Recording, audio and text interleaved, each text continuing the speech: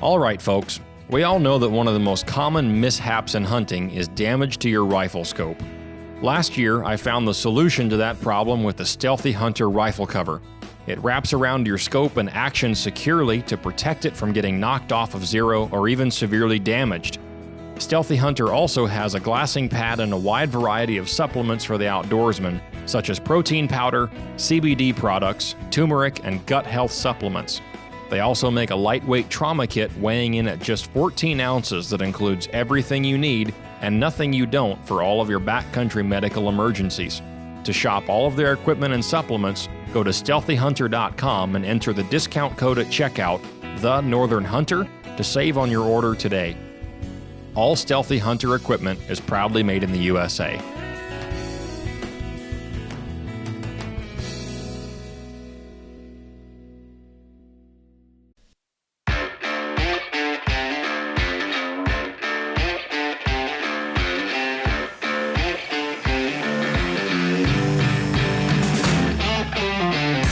You're listening to the Northern Hunter Podcast, home of all things hunting, fishing, and outdoors in Alaska. Welcome back to the podcast, everybody. My name is Dalton Gray. I'm Ryan Humphreys. Joined this week by Chris Perez. Welcome back, Chris. How's it going, guys? Good. Not too bad. It's warm outside. Yeah. Yeah. What are we at, like today, 17, 20 degrees, It's something 21 like that? this afternoon. 21 above. Yeah. Not quite even. Quite the step up from Haven't a even month been, ago. Starting my truck before I left work. Yeah, that's true. Like I just started it and drove away. I mean, you didn't because. Well, yeah. I've been getting picked up lately. Currently truck hunting. I mean, if anybody's got a great deal on the Northern Hunter buy-sell trade, then Yeah. And if anybody's looking for a diesel, let me know. Tis the time to get geared up for spring bear driving season. Isn't that right, Chris? Yeah, we might be doing it out of a Honda Civic this year. How many bags of dog food can we fit in the back of a Honda Civic? I just want to know how many. Probably a lot if you pull that seat down. Will it climb the hills? Oh, guaranteed. It's a Honda. Well, you know the Honda. Well, all right. I'm not going to spoil the punchline, but Mariah, have you heard this one? Maybe you haven't, Chris. I don't know. What car is so old that it relates back to biblical times? Oh, I forgot it. I knew it, but I forgot it. Because in the Bible it says, and the disciples went with him in one accord. It's an awful dad joke. It's perfect. It's terrible, but it's great. I'm going to put that one in my back pocket. Yeah. Probably going to stay there for a while. Yeah, my kid won't know what I'm talking about. It's too outdated. You're right. Honda Accord. No, yeah, same here. Yeah. Well, I got a pretty interesting story this week. You do? But before that, if you like the show and you like what we're doing, leave us a great rating, 5-star rating on whatever platform you're listening on. Mm-hmm. Write us a review. A written review would go a long ways. Helps us push this show in front of more folks with the algorithm. And we appreciate all the support we've been getting. The show continues to grow and our audience continues to get larger. And we enjoy that. Mm-hmm. We get a lot of great feedback from listeners. If you'd like to contact us directly about any questions or comments on the show or anything that you'd like to have featured in the show at some point, you can email us on our website, thenorthernhunter.com. There's a contact us button on there. And you can also support the show by purchasing any one item from our sponsors using our discount code links that we have also listed on our partners page on our website. So you can also purchase one of Mariah's items here. He's wearing the Northern Hunter hat and the Northern Hunter hoodie. Yours will look nicer than mine. Yeah. We got a little bit of job site dirt and dust on it. Dirt, dust, little spray foam, little grease. Mm-hmm. I got liquid nails. I got acoustic sealant on my Northern Hunter hoodie a couple of days ago at work. A little bit of that, Black Death. Yep. Black Death. Still sticky 25 years later. That's what they say. I've pulled houses apart where it's not sticky anymore. I've pulled old vapor barriers out of crawl spaces that it's still sticky, and it was put in the 90s. Really? Yeah, it's crazy. But so yeah, I'm wearing my my old go-to, the bunny boot hoodie from Tundra Talk. It's still one of my favorites. Wearing the competitor's gear there. I can't believe you're doing that. I'm wearing a friend's gear. How about that? There you go. So pretty good story this week. I figured I'd bring this one up. Chris, you hadn't heard about this. I'll educate you. All right. You ready? Sure. This is from Outdoor Life, but this article is found everywhere if you just look this story up. So you're familiar with the Iditarod, right? Yep. Okay. Mariah, Iditarod, A little bit familiar, yeah. big dog race. Made a couple of movies about it, wrote a few books. Big dog race or big race for dogs? Big race for dogs. Okay. Yep. I mean, bigger dogs than yours. Right now. 5-time Iditarod champion kills a moose, guts it mid-race. That's a title. That's a good title. Subtitle. How'd I miss this? After me a too. I'm moose, wondering the same thing. after a moose became entangled with his sled dog team, Dallas Seavey, I think I'm saying that last name right, had to shoot it and per race rules, field dress it during the race. So this year, not long ago, the 52nd running of the Iditarod got off to an eventful start when veteran musher Dallas Seavey had to dispatch a moose that injured one of his dogs. Disaster struck Iditarod musher and his team of sled dogs at 1:43 a.m. on Monday when they encountered a moose that reportedly became entangled in the dog train, gravely injuring one dog. Without other options to save his dogs, Seavey, a 5-time Iditarod winner, dispatched the moose with a handgun. Another reason why not to carry bear spray. The injured dog, a female named Falou, underwent emergency surgery and remained in critical condition at the time of this publication, according to a post on Seavey's Instagram profile. Seavey tried gutting the dead moose and clearing it out of the way since it was lying in the middle of the trail and posed a risk to other racers. He encouraged officials to clear the remaining obstacles in a later interview. It is unclear what sex or age the moose was. It fell on my sled. It was sprawled out on the trail, Seavey said, according to the Associated Press. I gutted it the best I could, but it was ugly. Seavey and his team were 14 miles past the Squentna checkpoint at the time of the run-in, a press release from the Iditarod Trail Committee says. The team was just 97 miles into the race overall, with around 10% of the course behind them. After resting and feeding his dogs, Seavey left the scene and carried on to the Finger Lakes checkpoint, where he left the injured dog with race officials to be flown to Anchorage for emergency evaluation. Race Marshal Warren Palfrey notified Alaska State Troopers of the incident. With help from the snowmobile-aided support in the area, we're making sure that every attempt is made to utilize and salvage the moose meat, Palfrey says. This effort is in compliance with the race rules that meat from any big game animal killed on the trail out of self-defense must be donated. Rule 34 also states that ensuing mushers must help with the gutting effort if possible, and no other mushers can move beyond the kill site until the musher who killed the animal has proceeded. Isn't that interesting? Iditarod officials swiftly organized assistance to handle the aftermath, contacting the authorities and confirming the preservation of the animal's meat. A different post on Seavey's Instagram reads, upon reaching Finger Lake, Dallas focused on the welfare of his dogs, confirmed that all was okay, but unfortunately needing to drop a dog named Falou. Despite the challenges, Dallas remained pragmatic, acknowledging the complexities of the situation and suggesting they send someone promptly to get the animal off of the trail. That's a pretty tall task trying to get a full-grown moose off the trail by yourself, with a team of dogs just going nuts. Especially I'm sure. not really planning for that. It's not like he was out hunting. Yeah, exactly. He probably didn't have his chainsaw winch with him. Moose encounters are common for Iditarod mushers both during the race and while training for it. Last February, during a 52-mile training run, musher Bridget Watkins had a grisly, drawn-out encounter with a bull moose that nearly killed several of her dogs. In 1985, musher Susan Butcher tried to ward off a moose with an axe and her parka during the race, but not before the moose killed 2 of her dogs and injured 13 more. Another musher in the race eventually killed that moose.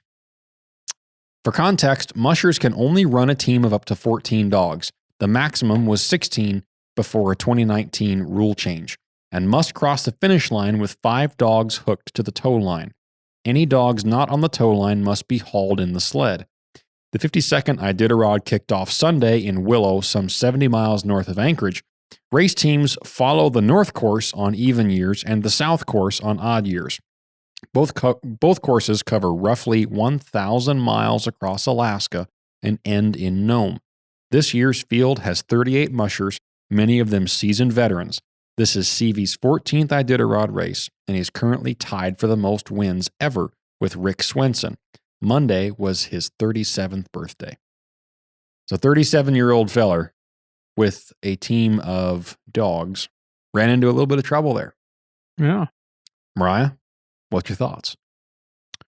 Did he do the right I thing? don't know. There's a lot to say. I think so. Yeah. I mean, I wasn't there. You know how much those dogs are worth? Yeah. Especially Thousands. especially when it's part of your team and they've been training together and they know each other. I mean, yeah. I mean, I think he did the right thing. Yeah, absolutely. Only in Alaska, right, Chris? Or Canada, Man, maybe. Definitely. Yeah. I mean, I haven't heard of any Only in Alaska. 1,000-mile dog races in Canada. Yeah, That's no I don't know joke. that. You know? Yeah. And now, correct me if I'm wrong, but I believe the Iditarod is patterned after the iconic delivery of medicine out to the village of Nome. Of course, everybody knows the lead dog's name. Balto, I'm sure. Yeah. All the old Disney movies. Because that movie was so accurate. I knew who Balto was before I knew where Alaska was. Yeah. That was one of my childhood movies, was watching that old animated. We worship animals as a society. Well, I do, just in different ways on my Yeah, wall. me too. Yeah. I keep them forever. That's how much I like them. I love them forever. Yeah. Yeah. Yep. Furs, antlers, skulls, horns. Yeah, is what it is. Yeah. There's a distinction between horns and antlers. They're different. Well said. Yeah. Well said. Thank you. Chris, how you been? I've been good. Been busy? Very busy. Very busy at work. Oh, yeah. Work and life and Play. Yep. And fit and play in. Yep. Just, it's been a busy one. Well, it's like that classic Dwight Schrute saying, all work and no play makes Michael a dull boy. Well, we could just pull that one right out I'm there. not familiar with that, but really, You're not familiar with Dwight Schrute? No. wow. All right. Well, Whoa. this will be an off-air education Yeah, that'll well, have to take place after this. So It'll be you know when late you were night. talking about the Finger Lakes there, I know. you were thinking the same thing. I was trying so hard not to say that. Oh yeah, I almost did. I got a place down the Finger Lakes. Yeah. Yeah. I was family taking vacation there. I'm 2-3 days late. Those that know the show that we're talking about, Well, they will know. Yeah. yeah, you'll If just you know, appreciate you us know. even more. You guys can clue me in later. Oh yeah. Oh yeah. We'll get you in the loop. Catch you up to Mhm. speed. So you've been busy out calling? I have. I've been getting some calling done. Any luck? Yeah. A little bit here, a little bit there. Yes, sir. Been calling at the Finger Lakes? I've been calling down at the Finger Lakes. So I You gotta get missed this interview over quick so you can get down to the Finger Lakes. Yeah, I want to get this. Sorry, I want to get this figured out. So I'm, you got to get out of here. I Get think back I to the can. Finger I think I Lakes. can nail the accent. Oh, definitely. Oh, yeah. Oh, Yeah. definitely. Yeah. It's just a little bit of the UP or, accent going on there. So in October, you came back on the show here, and I missed that because I was out in bear camp. Is that fact? I think you'd know better than me. That sounds about right. Yeah. That was right I'm before. trying I think to I remember. missed Right those. before Yeah. calling opener. Yeah. Well, trapping, but to when you that's all you think about. It's calling opener. Right. Right. Didn't you and James go out and do some more calling? We did. We got out. Kind James of and I- at the beginning. Yeah, we got right out, and it was cool. It was a fun gig. James said that you had a little bit of action there. Yeah, we I think it was like the first stand we set. We got a fox to come in, and we played with him a little, and Yeah. I didn't shoot him because I wanted James to shoot him. And then The classic, no, you shoot. No, you shoot. well, we were running off we were running off Moonlight, Yeah. and it was really hard to range, and I didn't want to take his shot, but Yeah. and then he's like, But now you wish you would. you're gonna shoot that thing, and I'm like, I can't figure out how far it is, and I'm like, you want to shoot it? And I didn't want to take it from him because I wanted him to shoot. I wanted him to. He was on the gun. Yeah. I don't even know why I had a gun. Mm-hmm. Right. I do. Well, I didn't do anything with it, so Oh yeah. it's just yeah. it didn't need it. You know, you were better than me though. See, you did a lot better than I did this year. See, I bought and set up a gun, made specific loads, had Hammer batch me a set of bullets specifically for fur. It ain't over yet, Mo. Not completely over, but we're getting close. You got 7 more And I days. still haven't been out there. I got 7 days. Is that what? Well, you got 7 more days on I haven't cats. even Yeah, looked. yeah. Okay, And then, well, 8 more days on cats, I believe. You got Okay. March 15th. From the recording date. Yep. Oh, yeah. And then coyotes and wolves run a little longer. Yeah, well, But then once we start getting that Yeah. good, like coyotes is wide open. Well, yeah, but you don't. That I mean, it's just a wanna just coyote, shoot. Chris. well, I disagree, but yeah, I don't really want to. Well, A few of the coyotes I've shot have been with 30 caliber magnums. yeah, I avoid those guys. Those guys, they always kind of like Couple their of them heads out when they know they're good with me because A couple of them were while I was pursuing other game that the Yeah. coyotes were trying to ward off. that's like I'm not real pumped on shooting a wolf like during caribou hunting. I'll do it Really? because it's a good deed. Really? No, I mean because they're not primed up yet. Yeah. You ever notice that? You'll But it's see a like you'll wolf, kind of man. see But it's that. a wolf. No, and I get that. I'm all about it. I'm all about doing my part. Management is management. Yeah, I know. It's just, I'll throw lead if I get a chance, but Oh, yeah. I It's like- mean, but I'm not excited about it. You're It's a not daisy like if you do. it's not like a January coyote Yeah. or a Well, January yeah. wolf. You know what I mean? Yeah. And they're thin, Oh, yeah, for but sure. it's a management thing. right. That's Huh. It doesn't get my blood going. that's Really? why I've shot them during that's fall interesting. seasons. See, when I feel like I'm a little bit like Ryan Lampers. When I'm out hunting, usually, hunting some form of cervid, right? And there's an opportunity for a predator. I forget about the cervid. Yeah. I'm Like, the same way. Moose, what? Oh, there's a wolf. There's a wolf. Yeah, Moose? James and I did that when we had that wolf situation last fall. Yeah. I mean, it was kind of like we still had our eye on get a moose, but he was like, if a wolf comes in here, I was like, you don't need to tell me. I was Plug your ears. I was helping out on a moose hunt, on a guided moose hunt, and there was a couple of wolves scooting around and howling and causing a ruckus while we were calling moose. We stopped moose calling and started wolf howling. Called them in and played games with them. My thought always is Things like, got a little western. yeah, I bet. Yeah. How many of you guys? There were 5 on that trip. Was everyone getting festive in that? No, I group? mean, just the clients were shooting, but yeah, I mean, they ended up notching one. What I always kind of do is like if I'm out big game hunting and I spot something, Mm-hmm. like a wolf's going down for sure. Because I mean, that's almost kind of like Mhm. you owe that to Yeah. the hunting community, Yeah, in my right. opinion, right? Yeah. I mean, that's you're saving a lot of, You're saving sheep, you're saving Exactly. caribou, I you're saving mean, moose. and that's like the whole grizz thing, right? Yeah. It's like if it's not a good grizz, that's your grizz for the year. That's how I see it. You're obligated. I'm not going to let that. like, and I used to have that where I'm looking That for that is- toad, right? Yeah. But if I get a legal grizz in and he's not a monster, he's That's where that's where I'm different. Because Yeah? I have had chances to shoot grizzlies in the mountains in different scouting situations and even during other mountain hunts, just personal hunts. right. And I've passed a couple of them up because it ain't what I want. Because if I'm that deep into country on one hunt or another, and I'm trying to shoot, let's just say a sheep, Right. if the grizz ain't something that I really, really want to kill, I ain't shooting it. When I started baiting, I had a couple situations like that I passed up, not Bait- knowing that Baiting wasn't is a the little bit thing. different. Yeah, well, like getting, like I'm like, oh, I'll shoot a grizz whenever I want. Yeah. I'm not shooting that one. Well, that's, but Yeah. we know that's not like. Yeah. Where's all the grizz? Well, so the one that I had in that spot last year, after you and I were in there and I shot that chocolate bear, Oh yeah, that black I bear. knew that was going to get grizzy at some The point. next couple of days, I was back out there at that bait with a different friend of mine. We were just in there to check the camera and see what was going on. And there was another small black bear working around. It was kind of rebounding after a little bit of activity. You and I spent a couple hours in there hauling that bear out.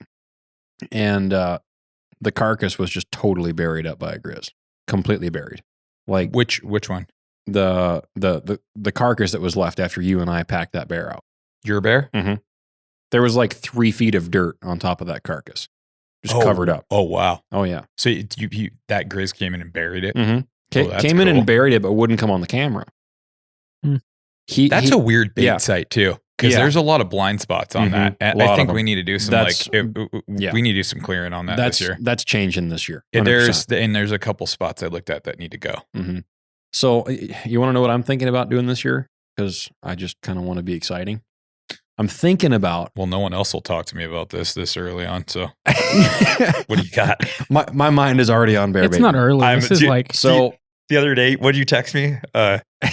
Is it too early to be talking about bear baiting? I was like, no. I just stopped what I was doing, and then you just like led me on. it's 25 degrees. I'm thinking I don't about care. bears. I don't care. It's warm out, man. We're going to see below zero again, and I'm still on it. See? Yeah, it's gonna be below zero in a couple of days, but my mind is on June, man. Yup. So that there's that big dead spruce that's laid down right behind the stands. Mm-hmm. I'm thinking about putting a little bit of brush up there, sitting on the ground, Oh, like we're not there. painting up my face, Oh, and using the old bow and arrow. dude. A little bit of ground level action. Because you, the you know what would make that even better? pit blind. I'll just say if you just went if you went full what's it? What I can't think of the word recurve longbow. Yeah, traditional. Traditional. That's the word. Yeah. That's a weird spot. It's super Yeah. steep. Yeah. The shot angle, it's almost that steep terrain's almost like you're sitting at a tree stand from the ground. I Right. shot that bear. Yeah. I shot that bear like from here to the wall. Yeah. In there. Yep. And it was, super. Yeah. It's steep. straight downhill. Oh yeah. That's a really good spot, though. It is And a very good for spot. all the natural cover that's around there, they'd never see you. That it's that They that would is have- so thick. They would have zero clue you were there. You know what that almost kind of reminds me of sometimes, like when it's raining there, it's like southeast. Southeast, yeah. Mhm, Yep. Totally. Because it's so- huge trees. Yeah, huge, it's so weird. Huge spruce trees in there. Big white spruce. Yeah. Yeah. I love that It's spot. good country. Yep. Picked your winner. I can't say I'm real excited about walking in there by myself while you're gone, but you got to do what you got to do. You know, if you need another guy to walk in there with you. That's I know right. that. No, I got a big sign at the bear bait. Moe not allowed. He's gonna shoot all my bears. I'm gonna come home. The camera's gonna be empty, or it's just gonna be all pictures of Mariah. You know, at with this dead point, I just bears. want I just want a bear. Yeah. I haven't shot a bear in several years. It's been driving me crazy. Well, we'll talk. Yeah. Well, Chris and I have some plans for I've a few got a more exploratory things. We'll see where and- you're at. I've got a by- location. I'm thinking about trying again. I'm not sure though. Yeah. We just got to be in the same neighborhood. Yeah. Anyway, We're all just so spread apart. I It's funny. but that's part of the fun of it. It is. Yeah. You can be a couple hours one way and a couple hours the other way, and it's in totally different terrain. It is. Completely different, and it's awesome. That's what I love. It's you just get such a mix of terrain Yeah. and features. It's that One of man. us It's so needs- fun. One of us needs to buy a vehicle that's got, or a couple of us need to buy a vehicle with gets good mileage. I mean, Honda Civic, baby. Back to that Civic. I mean, I'm driving the Duramax right now, and I mean, highway, I get like, 20 plus miles a gallon, Yeah. even running bear baits and stuff. But In my old Toyota, I got 24 highway. here I am wanting to sell my diesels and Yeah. buy a gasser that's going to give me like 12. What you need to do is keep one of the diesels and put a camper on it. That way we can just go out and stay out. Stop it. Yeah, but you never want to do I've that. been thinking about keeping a diesel, and every time I think sleep- about it, I sleep in the cab of my truck. I get routinely. nostalgic about this when truck. you're bear baiting. Yeah. I sleep in the bear bait stand. Well, Well, that yeah. happens. I've too. missed bears like that too. But between the hours of 7 a.m. and 4 p.m. the next day, I'm in the cab of my truck. Really? I usually just Oh, sleep in the cab of my truck. Just Oh, in like case if you're of gonna that. call, like you're gonna hit it again. Yeah. Yeah. Early the next afternoon. Yeah, I gotcha. Yeah. It's so nice to go home and go to bed after Oh, sitting it there all definitely night. is. And it's just, yeah. And I do that a lot, but that's a lot more fuel and time. And I don't like driving when I'm knocked out tired either. No, it's not good. And I'm trying not to do as much Red Bull nowadays. I don't think I've had a Red Bull or any kind of energy drink since maybe November, Hey, you're not going to get sponsored by Red Bull. if by the not way. before that. I think us being a hunting podcast probably rules Yeah, us out yeah, I of know, Red I'm Bull's just being marketing team. I've throttled back Yeah, I like big time. It's that stuff. I'm just not doing that stuff anymore. I do Well, maybe one or two a week, if that most. Two is I mean, two. I got a week is little. lot I got for a me few right more now. miles on you. Yeah. It's definitely like, Yeah. dude, Yeah, it's not. It doesn't get better. No, I'll no. promise you that. yeah. And you're I just mean, dehydrated all the yeah, time. It's just yeah. it ain't worth it. I mean, I still drink, a fair amount of caffeine, but, not It's excessive. so good. Yeah. Red Bull's so good. Oh, it definitely is. And then when you get away from it for a while, you start hydrating and you start drinking water. If you track it, you're like, man, I feel really good. You slip again. I routinely And then drink you feel really good. for like a day. Yeah. And then you're like, this sucks. And your system crashes. No, I don't. Yeah. I don't use Red Bull very much. Yeah. Anymore. I usually drink it. I usually go over 2 liters of water a day. Nice. Easily. Which is probably still not quite enough, but drinking a Gatorade and an equivalent amount of water a day. Yeah. Like I say, it's still not enough, but it's more than I was drinking. Yeah. So yeah, better than Red Bull. I just had a buddy here and we did a little calling trip and he's pretty big on that. And he just kept just shoving water in my face the whole time. And it was crazy. I haven't felt that good in so long. Yeah. Really? Yeah. I mean, I just hydrated. I don't like having to pee that much. You know what though? I mean, it's all part of it. Yeah. Have you guys seen that video with Charlie Barons and the dead guy with the whole Stanley? Yep. That's pretty funny. You know what we need to do is put a handle on it. Yeah. We got to make it bigger. I like the one they do about Yeti. I haven't seen that one. Oh, you got to watch that one. They make fun of all Yeti's prices and, good. and the stupid ice buckets and stuff that weigh like 10 pounds. It's great. This is one of the most informal podcasts we've ever done. I think people will like it. Well, it's just us talking. Right, exactly. So your buddy came up, you're doing some calling. How'd that go? It was good. Yeah? Yeah, it was pretty wild. Any good action? Yeah, well, so we fought with the weather. Yeah. So was this during the cold snap? This was right after the cold snap. Okay. So was stuff moving a lot then? Or during the cold snap? Yeah. Well, stuff hasn't really been moving much in general between our fall off and then our rough winter. That few winters, 2 winters back now? Yeah, with that freezing our rain. Our numbers things haven't really been right since. So, but this time of year, everything starts moving more. Yeah. It just seems like whatever's around is definitely moving a lot more. How much have you done in like 30 below and colder? Like calling? Yeah. A lot when I started. Because that's been now, like some of the now, highest percentage of call-ins that I've had. Oh, yeah. Yeah. What about 50 below? I did. Anybody do that? No. I've done 47. 47 is the coldest I've logged. Doing like a 2-minute set? No, like we're talking calling all day. Oh, my. Like a lot of truck warm up and then wearing the right stuff. Yeah. Oh, yeah. And drinking hot, drinking tea and hot tea when you're getting back to the... For me, it's coffee all day. Are you running bunny boots? Before I knew better, yes. Really? You knew better. Yeah. Okay. What are you running now? So what I've been running is I've been running the military issue mucklucks. Yeah. But what I'll do is I'll buy the shells and then I'll run a baffin liner. Oh. And I'll cut the tongue out. I'm actually giving some secrets away here. Actually, Tristan, I was just laying him out on it. He's like, dude, no wonder you wear cotton socks when you're calling. He's like, because I can't, Yeah. He's like, you couldn't afford to wear a wool sock, but that's part of the reason. Are you sticking a hand warmer in place of the tongue? No. So I'll run that baffin insert. You cut the tongue out so that you can zip them up. Oh. Because they run all the way. They run knee high, right? Gotcha. You keep that tongue on. You're locking with all your long underwear and stuff. Yeah. You're not going to get those things zipped up, and you want to get those zipped up. That's the whole point. You're Right. you're not taking snow over the top. And then they got that lace, like that little powder lace up top. Yeah. So you cut that tongue out. You don't need that tongue because that thing comes back together on the front of your shin there. Once it's amazing. Yeah. Then what I do is I take those wool inserts, the insoles. Yep. Put one of those in, and then I put that baffin insert inside that liner. And dude, and then what I do is I take Snow Seal. You get like your rubber skinning gloves on and Snow Seal those things. Yeah. And put them on a boot dryer. Yep. And if you got like a blow dryer, when my wife's not around, I'll nab that thing, try to knock everything out in one day. Yep. And then what you do is you just soak that Snow Seal into those shells. And dude, that is the best footwear I've ever found to use. Huh. And it's light. It's super warm. Yeah. You're waterproof. So you're good in the overflow then too.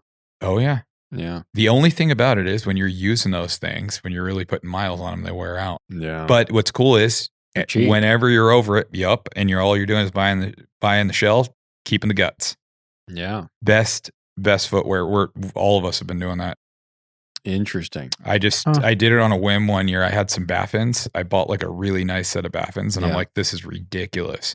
So I'm like, I'm getting rid of these things. So I took them, threw them at the transfer site, set them out down there on the ground. I think they were like $200. I ripped the liners out, pulled the laces out, and I'm like, I'm going to figure something out here. Yeah. You should do it.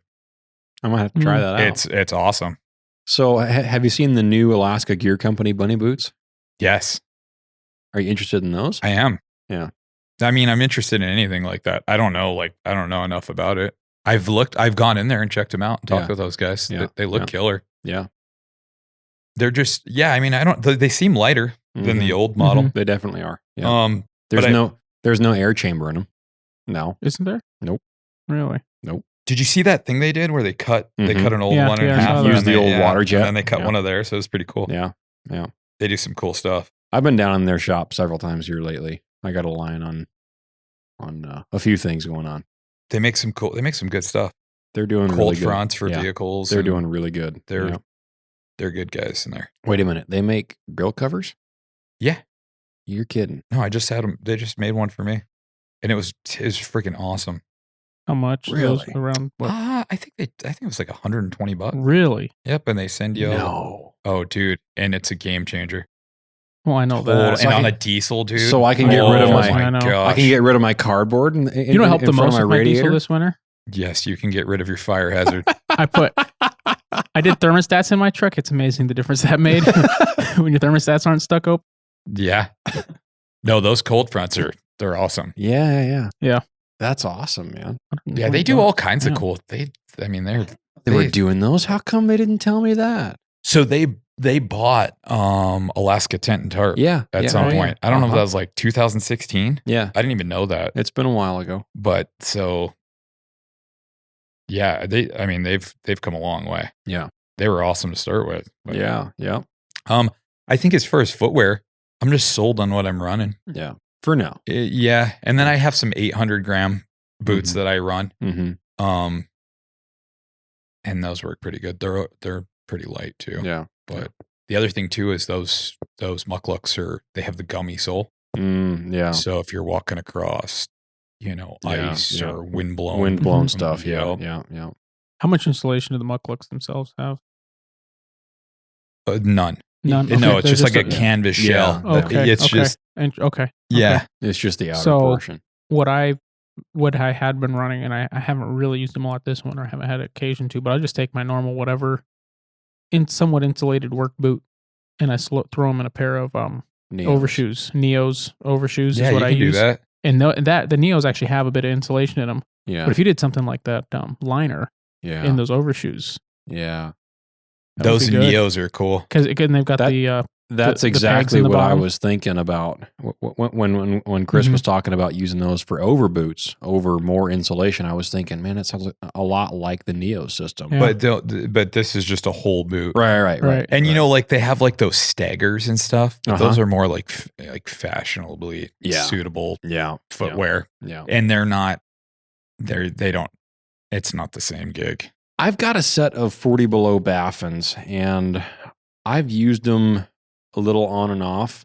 I actually broke one of my snowshoes when I was wearing my Baffins with them because they're such a tight fit. I bought those snowshoes to be able to wear with my 400-gram insulated Kenetrek boots for like spring bear hunting, going through some of that. Dude, those mucklucks, the other thing, they're light enough that you can pack them in like early bait. Yeah. Or like, I've slept in those things. Like if you're snowshoeing in and stuff to just go set something, you can throw them over your normal boots. Yes, sir. Yeah. They'll fit better inside the snowshoe. Well, no, did you say over your boot? Yeah. No, because the mucklucks don't go over your boot. Not just the over piece? No, it's the whole boot. So the muckluck is a boot shell. So it's got a tread on it. Yeah. And then your insert goes in there. Right. And your foot goes in there. So you're not talking about getting a big enough shell to put a boot in. No. You're just replacing the liners. This is a whole system. Yeah. I see what you I'll mean. have to show you. Yeah. It's awesome. Post a picture of that. Yeah. What's that? Post a picture of that. Oh, where? Leak that secret. Apex, Alaska. Yeah. Oh, yeah. On the old Instagram. You know, I thought about doing that. Yeah. Leak your secret. Well, yeah. I mean, I just kind of gave it away. It's amazing. Yeah. I'm serious. I tried all kinds of stuff, but Yeah. man, that is waterproof, light. Mm-hmm. So it's like you're wearing slippers. Yeah. But so you're taking, and you put them in snowshoes. They mold to your binding so nice, and you there's enough cushion. So, but you're saying that you take them into a bear bait during springtime when it's cold, early spring. At night. Yeah, like if you're doing remember what we did last spring? Yeah. Like if you're really gonna do some hanging out. Oh yeah. Really? Oh yeah. Huh. And then I'll do that too if you're if you're trying to do some grizz hunting, early grizz hunting on the bear bait, and it's you still got some snow on the ground, and you're just dying to get out there, and your standard footwear isn't suitable. Nothing better to do. Or like you and I, you just have a bear baiting problem. Yeah, insatiable itch. You still have 4 more weeks, guys. I don't want to hear it. 4 more weeks, dude. That's still early. Yeah, it's really early. That's still pre-baiting. That's a lot earlier than you guys were hiking through waist. We probably got 8 weeks realistically. You and I were hiking through to set up a bait before I left to guide last year, and we were snowshoeing in, and some of the snow in some of those places in the trees was still 6 feet deep. Yeah, Dude, I went up crazy deep the weekend after you guys went out, and I didn't go as far as you guys did. Yeah, and I was going through knee deep to waist deep. Yeah. And I was like, forget this. And for the record, there's no need to do that. No. We were only doing that because you were ready to get we out of kind of here. had to because I was leaving beginning of May, and normally I'd wait till second week of May. The thing is dude, and that snow hung out weeks after you left too. Yeah. And then that bowl between the stands and the bait. Yeah. There was more than 6 feet of snow in that hole. I was in there with the handsaw. I'm like, man, I hope nothing's in here. This is the only time I hope nothing would be in here. Just sawing away at stuff, throwing and stuff then out as of the the way. snow goes away, all the brush just pops up, and you realize the willows are 12 feet tall. Yeah, they were. Crazy. They were nuts. I know. I came in there after I got home, and I was like, holy smokes, this is way Dude, brushier than it looked. I cut perfect 400 square feet of stuff. It's awesome though. It's great. It's so tight in there. There's so much brush. There's so much cover. They just are so comfortable. You know what I like about that? You just walk right in. It's steep enough that you have the illusion that you're higher than you are in those tree stands too. Yes. It's cool. They're not looking up that high. No. Not at all. Because you got to think of their when angle. they look uphill, they're looking at the ground there. Yeah. They have to crane their head up to see you in the stand.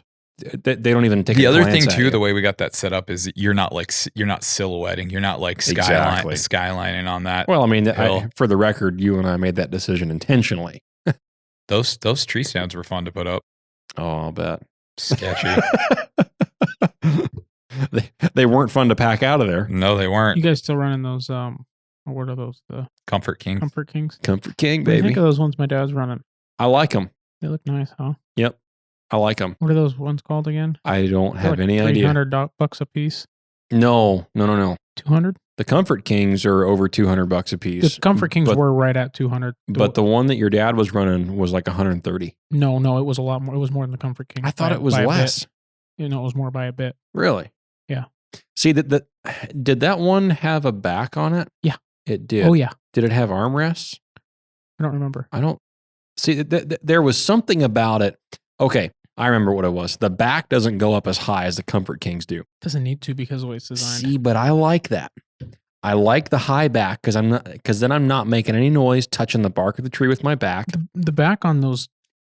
The back on those. And ones my dad has I can lean not. back, and I never get any sap on my clothes. That's the back. the worst. The sap is awful. Yeah, I hate that. The back on, I don't remember what brand, but the back on the ones my dad has is not as high maybe as the Comfort Kings was, but it was close enough that you're not going to get the sap on your back. Well, I prefer my Comfort King, That's right. but that's just I got a 2-seater last year. Well, we bought Yeah, two-seaters, yeah. but they're like 21 feet. yeah. They are so awesome. Ladder setups. Yep. Mm-hmm. I are love nice. those. Wait till something swats out that ladder. I've had bears on them with me. They're Yeah. strong. Yeah. Oh yeah. Yeah, wait till a big old grizzly gets up and bounces on the ladder. And We're not going to hang out too long doing that. And you're like, oh, get off my ladder. Been in a debate with a ladder You better start stand. slinging copper at that point, Chris. We had a situation like that. Me and my buddy Trey had a situation like that. I'll have to tell the story sometime. It was pretty rowdy. You get any wolves coming into the call this year? So we were in a spot. That was a transition of topics. Wasn't that though? Yeah. I want to talk about bear bait anymore. We'll come back around to it maybe. No, so my buddy Troy came up. We did some calling. Yeah. That's where we were before we got on this kick. And we fought with the weather a little bit, like always.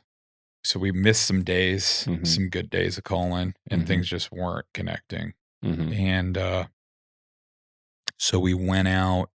This was this last full moon here. Yeah.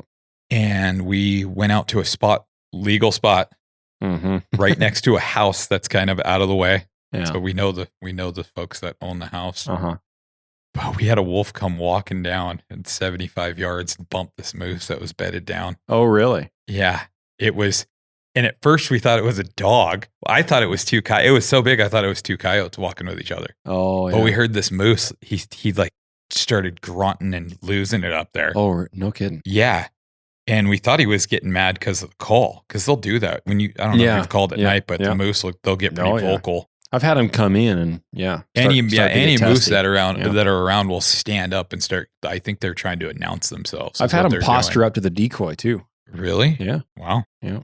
So this moose gets up, and we can see him, and we're like, okay, he's not happy that we're here, and we can see lights and activity, movement in this house. And all of a sudden, something comes walking down this hill to the left. And I'm like, hey, you see that? Because we're pretty tucked up. Yeah. I don't even have a rifle because it's his deal. I want him to, I'm trying to get him on something here, right? You're nicer than I am.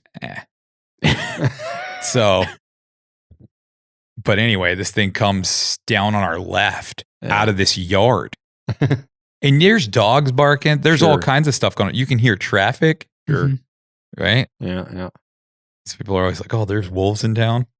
I mean, that's pretty. You bet your bottom dollar. Oh, yeah. Oh. And so this thing comes walking down. Well, that was the next thing. We had to make sure it wasn't a dog. Right. I thought it was two coyotes at first because it was so big. I thought it was a paired up set. Yeah. That's what I thought. And I was like, is that two coyotes? And he's like, yeah, dude, what is that? Well, it was so big.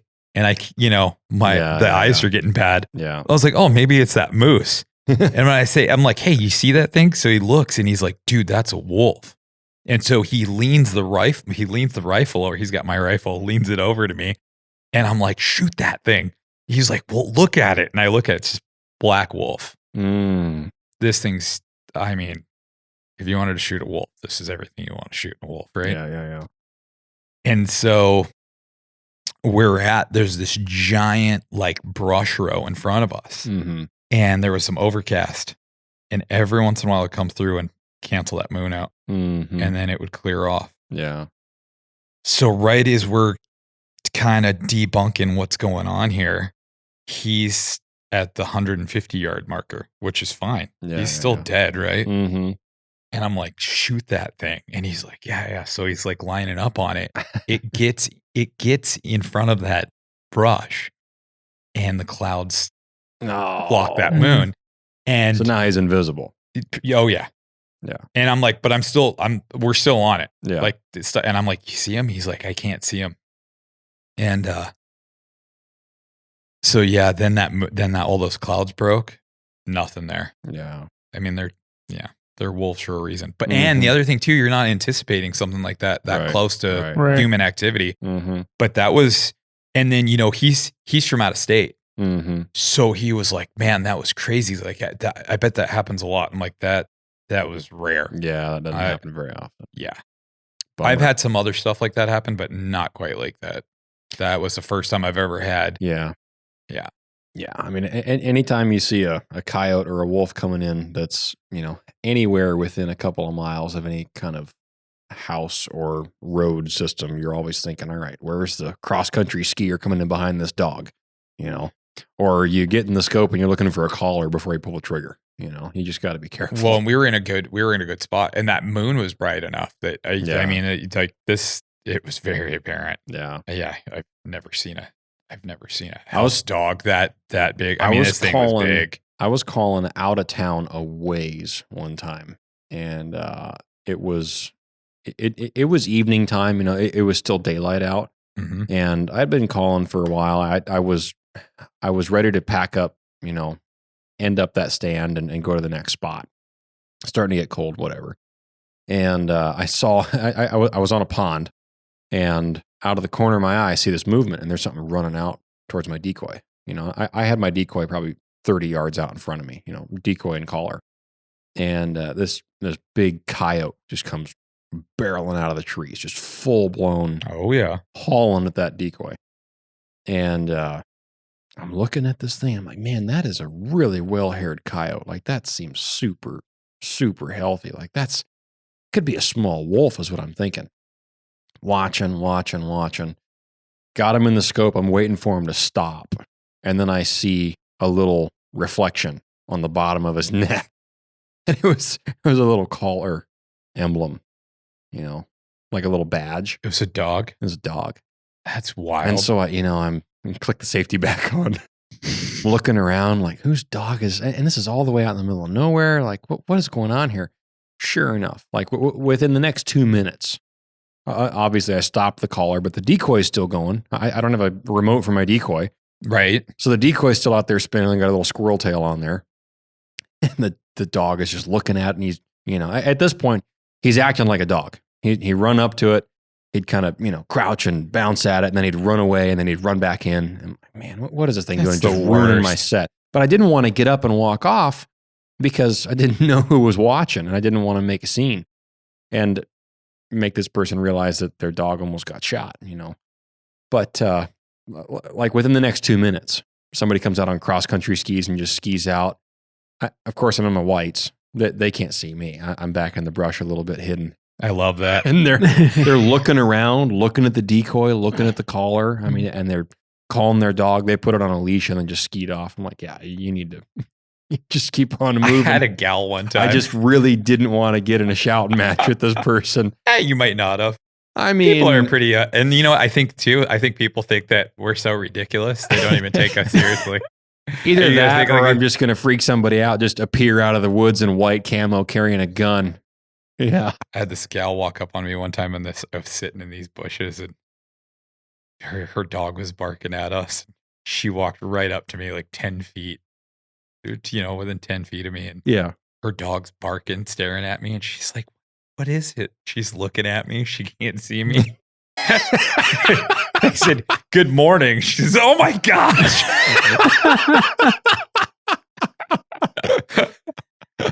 Wow. She's like, these guys are hunting. Let's get out of here. I was like, sorry. When I got back to my truck, I was driving out of there and I saw where they had parked and gone in. It was definitely not a person that I would have wanted to have an interaction with. Oh, okay. I mean, you can definitely tell by someone's vehicle and their bumper stickers how the interaction would have gone. Well, that's different. And if they were pro or anti-hunting, this person would not have been happy that I was calling for predators out there. Well, and that's the thing too. There's certain places that, but I mean, we all got to share the land. It's 100% legal, and I wasn't. You know, I took the time and was able to identify it. That looks like not a coyote, and you know, it's not big enough to be a wolf, but it's a little bigger than a coyote. Something's not adding up. You know, that's a great thing too about calling, right? The hair looks great. You know, something's not right. This dog isn't out here eating for a living. This dog's getting fed Old Roy, or actually probably better than Old Roy. Yeah. Hair ain't gonna be great on that. Dog food's expensive. Yeah, you would know now. Yikes. You're not buying Old Roy, are you? No. You are wussifying your dog. You're giving it protein? Just feed your bears and your dog the same food. Yeah, that's what I would do. Do you have a dog, Chris? I don't. No. I haven't had a dog in a while. You know what I was going to mention to you is like, that's a great thing about culling. Yeah. Right? Because we wouldn't put wolf gear up against this house with all that going on. Right? Right. Mm-hmm. But you have some shot opportunities as long as you're aware of your backdrop and you're within the legal bounds of what you're doing. Yep. And it's cool. You can pick through that stuff that's closer to a little closer to civilization and still be safe and not be throwing bait out there. And, Right. You got to be careful about that. Let's jump to a commercial and we'll come right back. Hammer Bullets produces what we at the Northern Hunter consider to be the most premium and best working monolithic bullets on the market today. These bullets are easy to load, extremely accurate, and best of all, they're always in stock and ready to ship. The guys at Hammer designed them so that after penetrating the hide of an animal, it sheds its petals, initiating a massive energy dump while retaining the rear shank for maximum penetration. These bullets are built with 100% focus on how they perform on game, and their proprietary designs produce great BCs with specialized pressure grooves for amazing inherent accuracy and speed. They have a minimum expansion velocity of 1,800 feet per second, which allows for long-range shots, but with no maximum velocity, making them perfect for every cartridge from your granddaddy's old 30-30 to the high-velocity round like the Weatherby 3378 without having to worry about your bullet failing. To view their expansive selection and find the perfect match for your hunting needs, go to hammerbullets.com and use discount code TheNorthernHunter to drop the hammer on your next adventure.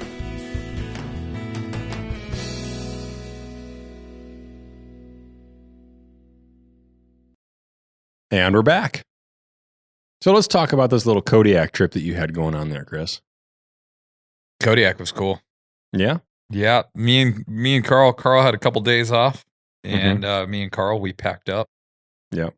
Flew out to our buddy Ben's house in Kodiak, and it was supposed to be like it was supposed to be a deer hunting trip too, but you know how that goes. Yeah. And then me, I'm not worried about food. I'm more worried about fur than food. So I would starve if Must be nice.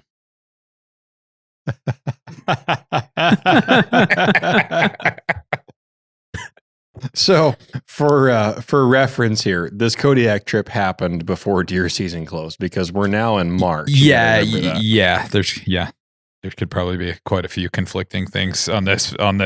There's been a little bit episode. of time gone by since the Kodiak trip. Yeah.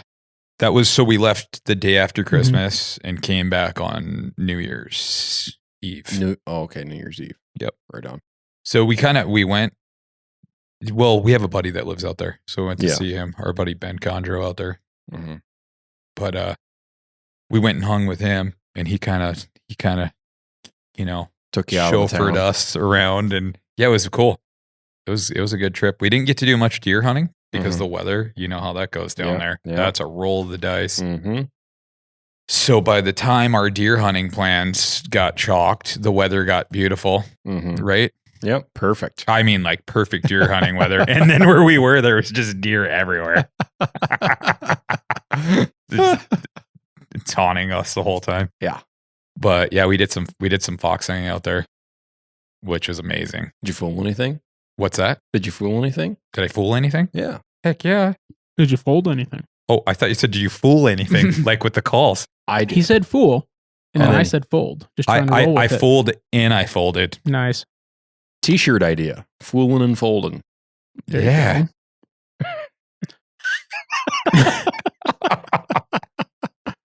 No, it was a great trip. Did you get any silver tip fox?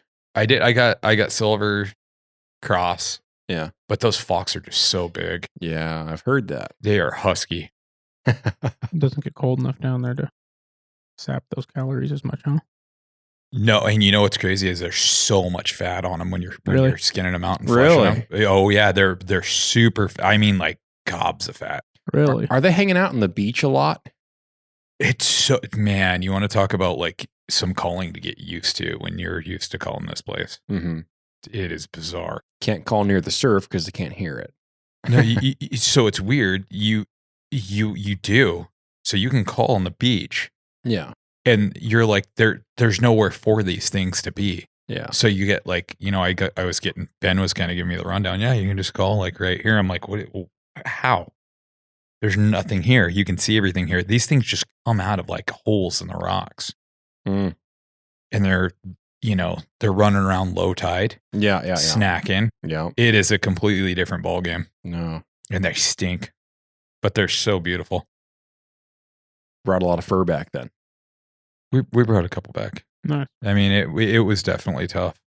We saw more than we shot, That's good. but What Were you shooting a 1-gun arsenal down there like fox and deer, or were you running a 2-gun arsenal? 2-gun. I took my 17 WSM, and then Ben was going to let me run one of his rifles when we got just to haul less stuff. And Yeah. you know how like flights get delayed, Yeah, and oh, we yeah, went pretty Oh, light. yeah.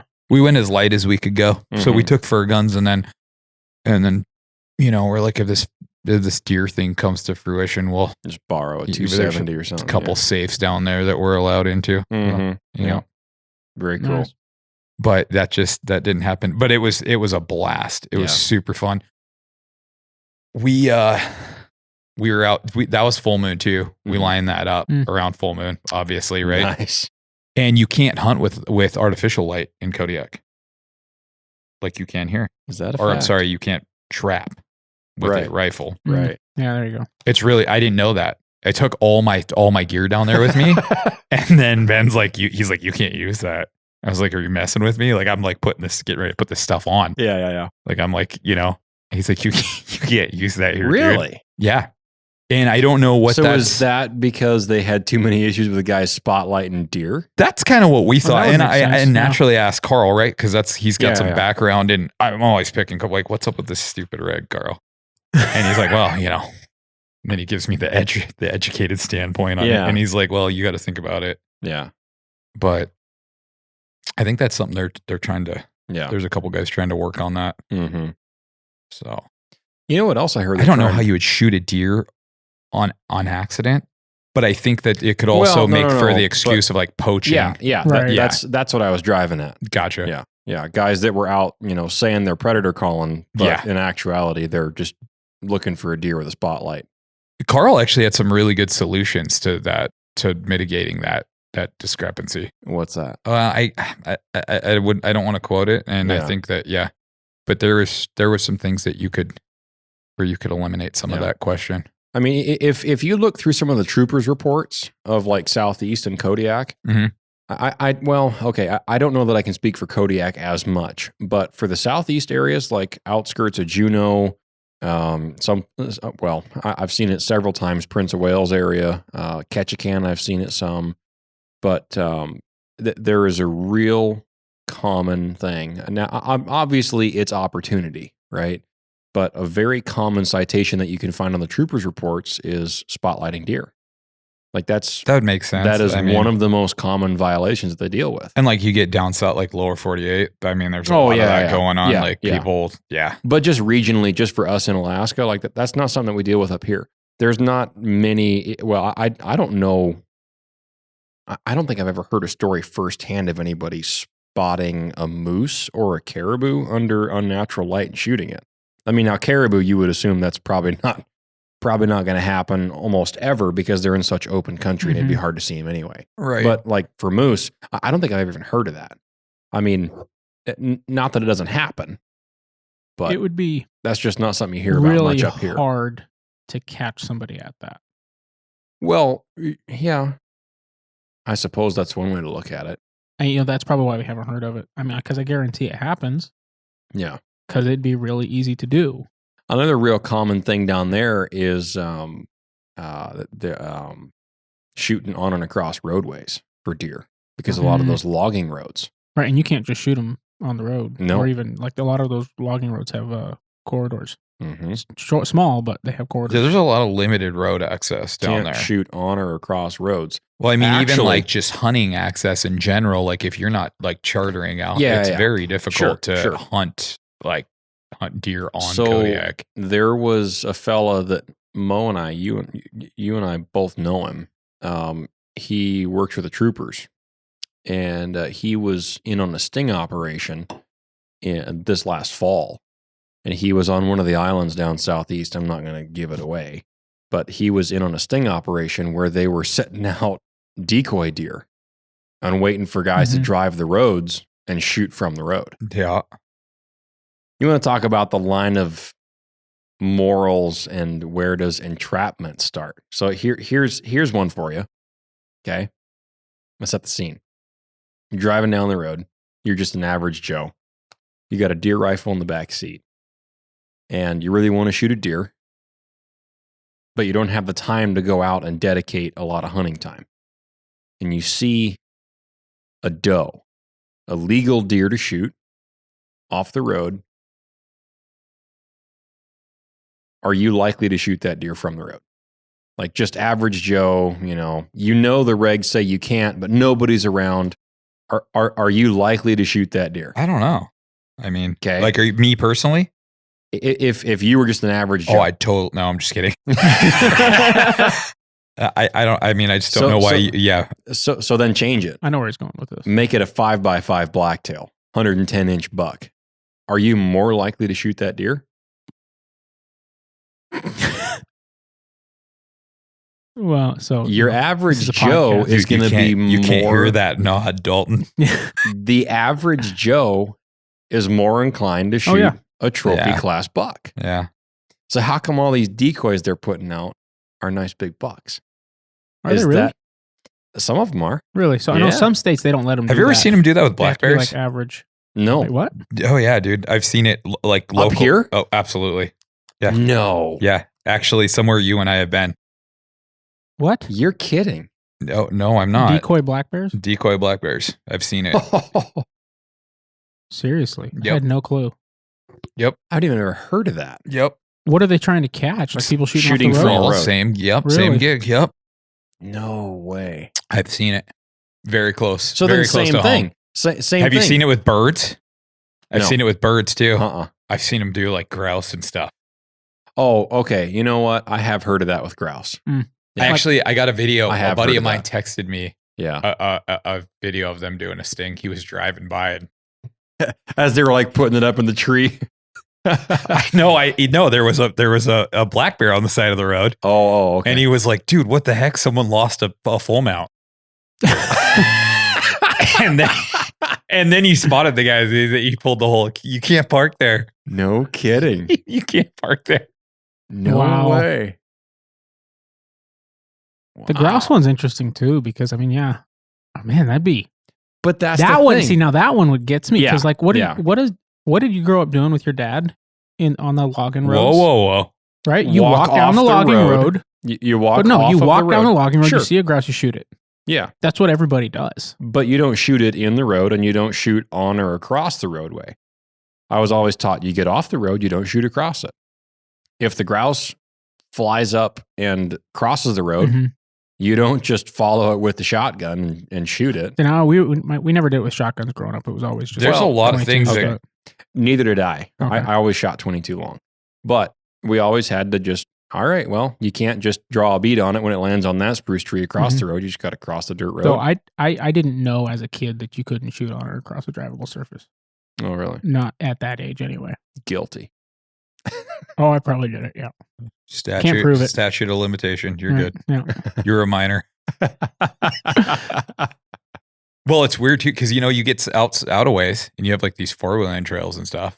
That's what I mean. And Those are so much of that. but I See, and that's I where think that's because where is it a logging road? When an is a 4-wheeling ATV trail, Is yeah. it a developed trail by the state? Mm-hmm. Or is it not? I mean, that's where so much of that is because it's so easy just to think, oh, I'm in the middle of nowhere. This isn't a road. Nobody drives this Yeah. because a lot of places, or nobody is driving it. A road is a road. No, but it doesn't say a road. It says a drivable surface, Yeah. right? Yeah. So that if is it's a what it is. 4-wheeler trail, what's it? What? Yeah. You know what I mean? Right. gotta be careful. Well, and I think a 4-wheeler trail is a different classification for Yeah. sure, unless it's a state maintained flat surface. A 4-wheeler trail that's 2 ruts going through the weeds. Mm-hmm.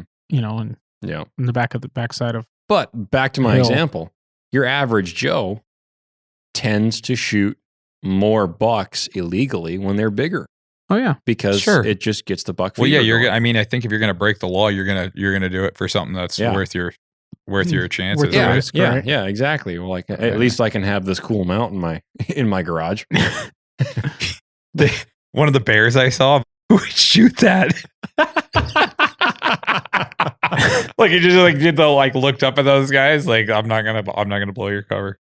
But you know what? It's cool they're out there doing that, right? Yeah, no, I mean- I agree. Yeah, I mean that's Okay. I totally support those guys. Okay. But I mean it is comical. But question: if that's a 4.5 footer, you and I drive by it, even if it was a real bear, we're not going to pull over, stalk it up, get off the road, and take our time and try to kill that bear. That bear's not going to stand there and wait for you to do all that Well, either. yeah. But in the event of a real black bear, Yeah. if I'm driving out somewhere and I see some dink 4-footer run across the road, most times, now there was one bear that I shot back in the day that was just under 5 foot.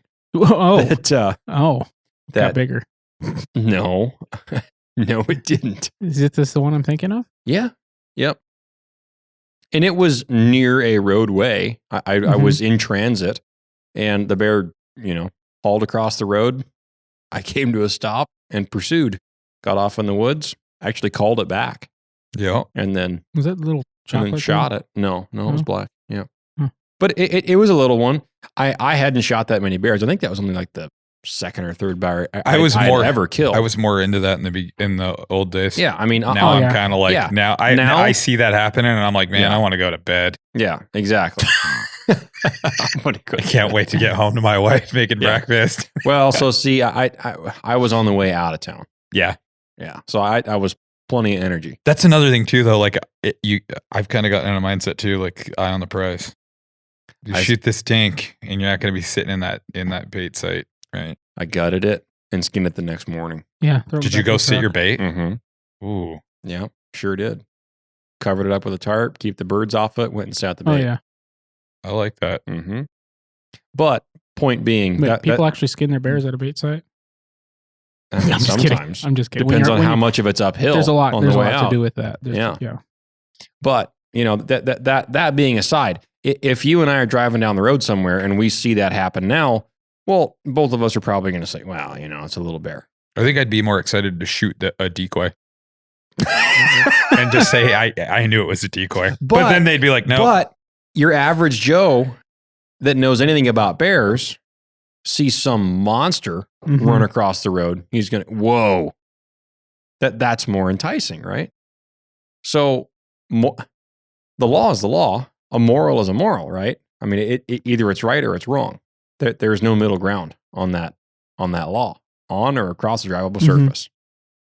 And so to me, I don't love when they use decoys that are like huge trophy animals, because that would turn Some states have people- limitations on that. Some people Mhm. that maybe normally But this is the wouldn't have case. pulled that stunt are going to go, yeah, but that's a huge This is the black case. bear. If they're willing to break the law, it's just how much is it taking them to break the law? Yes. And Would you kill somebody for $1 million? No. Would you kill somebody for $10 million? Yeah. Right. Yeah. Right. I mean, it's not the same moral question of Right, killing right. versus shooting across drivable surface. But if you're still breaking the law, it doesn't matter what it takes you to get you to break the law. I understand that. I don't know. It's interesting. Anyway, that lighting thing, I think it's ridiculous. I think that's probably part of why they're doing it, though, is people were just using it as an excuse to say, "Oh would be- yeah, yeah, sure. I'm just It would out be It predator just easy calling." takes to do one down there. moron to Yeah. ruin it for everyone, right? And relatively And speaking, then you gotta that's a very common issue for them to deal with. And then you got is some ding dong like me spotlighting. that's not even worried about deer. He just wants to shoot, Right, just wants to shoot every fox he sees, right? but they don't know that. Yeah. Right. Exactly. Interesting. So I wish they gave you like a special ID number or something like they give you for like the 4473. you could just wear a little race tag on the back of your white suit with a number on it. Oh no, that's Chris. All big, right. big blinking He sign has- on your truck. He has no interest in shooting deer. He's out here predator. Yeah, calling. that guy's not. And he's shooting a 17. Yeah. So there you go. I mean, you shoot him in the head, no meat. Awesome. 22 caliber minimum, my friend, Oh, that's right. for big game. Oh yeah. hunting. Well, and not rimfire. So. Mhm. Oh, that is that WSM. That's rimfire? Yeah, Rimfire? it's I couldn't rimfire. remember. Yeah, That's yeah. right. Double whammy. Yeah. So here's one for you. They're trying to write a proposal. I don't know if it made it in this year, but I heard rumblings of it. Somebody was writing up a proposal to allow thermal and Yeah. night vision for predator calling Yep. under the same lights law. What do you think about that? You think they should let I'm not into it. Really? No. it? Interesting. You know what though? Well, I'm not going to say that. I might insult some people. Well, here's the deal, right? Electronics Yeah. are notorious for failing in the cold, right? Mm-hmm. I think a lot of guys. I'm against it personally. So- So that's short answer. I'm Okay. against it. Okay. Why? Why not? Why aren't you going to go sit out there any other day and put the work in? We don't have these things chasing down livestock. Sure, there's a small percentage of that happening statewide, right? Sure. In certain areas. Yeah. We don't have the issues that they have in the lower 48. What's the point? And then you know what? Also, let people have it. Go out there and have glitchy equipment in the cold. That's kind of where I'm at. And and then here's the other thing. You can't go call a critter under moonlight or with artificial light. So now infrared or night vision is going to change your ability to hunt. You still got to put the effort in. You still got to go freeze your butt off. Still got to pound the stands. Yeah. See, but and then the other thing too is look at our terrain. Where's that useful? Like when you watch programs and stuff where guys are really utilizing this technology, it's open country where you can see stuff coming from a long way off. You're hiding behind a barn or up in a barn window, right? I mean, like that's, and I got a lot of buddies that are into this idea. Yeah. I think you're going to spend a lot of money for a lot of sadness in the end. So, I mean, stuff starts. What about the guys that love predator calling? Sure. Okay. They're already doing it with lights and under every full moon. Right. They're out there every chance they get, and they're just looking to increase their harvest level. And they say, hey, tonight's going to be perfect conditions, except it's going to be super cloudy. And I'd love to be able to use night vision. Because even night vision, sure, the benefit isn't just in open terrain. It's when you can't see at all. Because there's plenty of times up here that... Of course, thermals would be phenomenal up here because we've got snow everywhere. Yeah. Right? It's so you're going to stick out like a sore thumb. Yeah. They're never good. You're never going to have any... They have no indication that you're there in the dark except for your call. No lights, nothing to distract them, nothing to scare them. I get it. I get all of it. And I've played with night vision. So like growing up, I had a buddy whose dad had night vision, and there was some coyotes around, and I've played with it. I mean, I don't know. I don't see a reason to not. Here's something else. Like if you read, and I don't know, and this is like a very touchy topic too for a lot of people. Yeah. It like, but a lot of, I almost don't even want to say it. I don't even want to say it publicly. We have free speech. Well, there's some, but I don't want to. You got to remember too. This is like I'm into this too. I mean, I don't know. So there's a lot of controversy in certain places where you have like artificial light and like shining. So, okay, if you're getting a signature, right? Is that a house pet or is that a predator? And you can pull your phone out and you can look at some of these silhouettes. There's comparisons. I think there's some of that you can start getting into. Also have leash laws in Alaska. Yeah. And so people don't like that at all, but that's, I know people don't like that. And like you say, it's controversial, but I don't care. I don't even know how that's controversial. Leash laws? Yeah, I mean, if your pet is running out in the middle of nowhere and gets shot or trapped, it is the owner of that pet's fault. Well, yeah, and you're going to get into some fine. And I agree with you. I totally agree with you. If you're not responsible for that pet, you have no business owning it. This is an age-old debate. Yeah. Well, I mean, at this point, we can rewind the clock to a couple of years ago when in Idaho or Montana, that gal shot somebody's husky. Well, okay. It wasn't somebody's husky. It wasn't somebody's husky. Wasn't that like last winter? No, that was like 2 falls ago. I think he's right.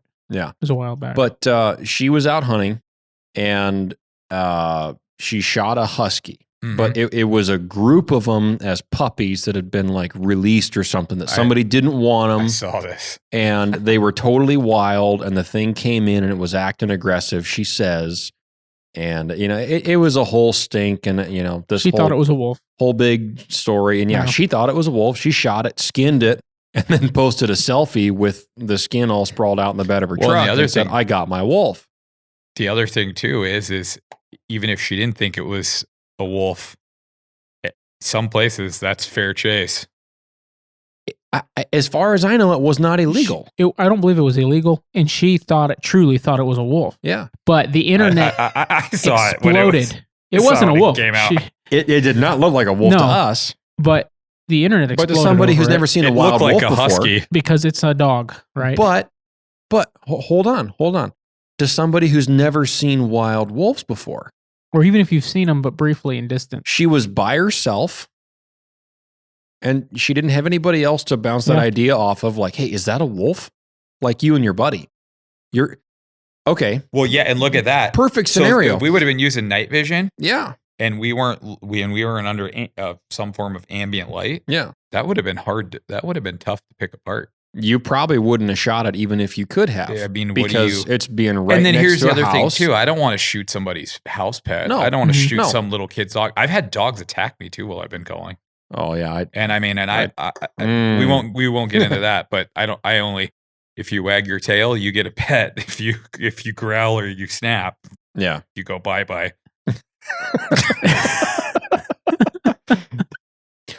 I share your thought. I've had dogs bust stands, and I'm like, what's up? But Yeah. I mean, yeah. And I'm very big on that whole thing. Like, I'm huge on that. Do you think that ethically there's anything wrong with using night vision and thermals for calling up here? I don't. I just don't think it like. I think I have the same success rates that I do now. If you kitted me out with night vision, I think I'd have less success because of my question and my targets. Because okay. So put yourself out of town farther than possibly. You just go to more remote spots where you know you're not going to have anybody Sure, and you around. can get on some open country. Sure. I'm riding with you on this. Even in brushy country, okay? It's just not something that you can call in conditions in the middle of the night that you wouldn't normally be able to call. No moonlight, total overcast, zero ambient light. Right? You can shine too. I'm tracking. I got you, but you know as well as I do that not every fox and coyote and lynx is going to put up with shine. I've had them balk at red lights before and green lights. Well, there's technique in that too. James could actually. James and I have. He could show you some stuff. I have experimented with it, and to the point where the last few times that I've done it, they haven't taken off to that light. I think if people want to do it, let them have at it. Yeah. I don't think it's going to change anything. I don't think it's going to change harvest numbers. Because what if those guys? To me, it's more of a position of why not? I agree. Why not do it? Yeah.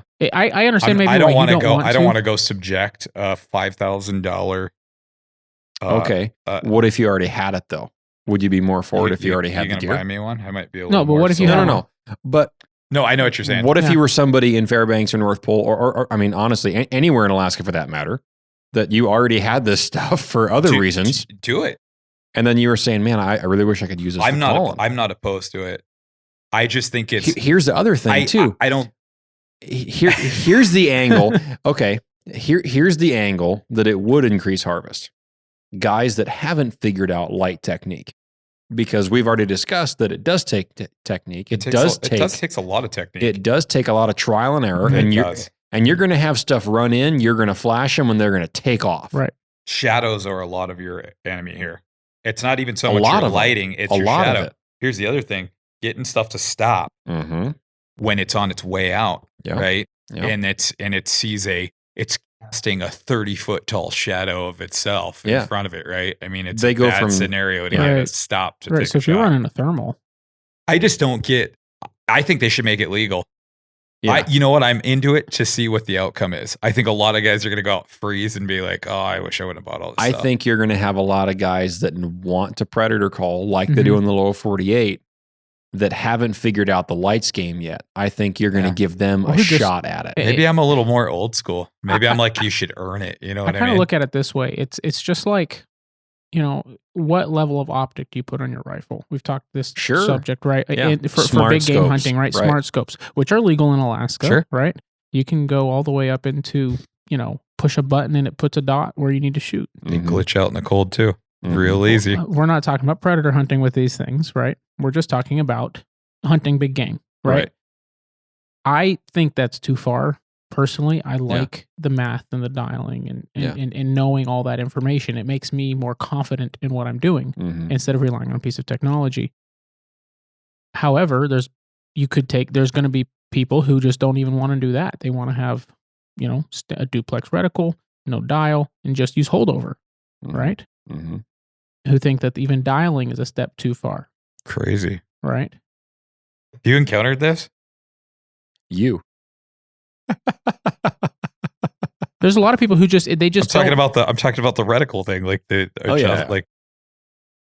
adjustable turrets and stuff. People are wow. It comes back to the traditional. Yeah. You've got your longbow, you got your recurve, you got your compound, and then you get to the compound. Well, do you use a Garmin sight? Yeah. Range finding sight. It's levels of what makes it easier to hunt. And the ethics isn't really even a question. No. Because the more accurate you are, the more ethical you are.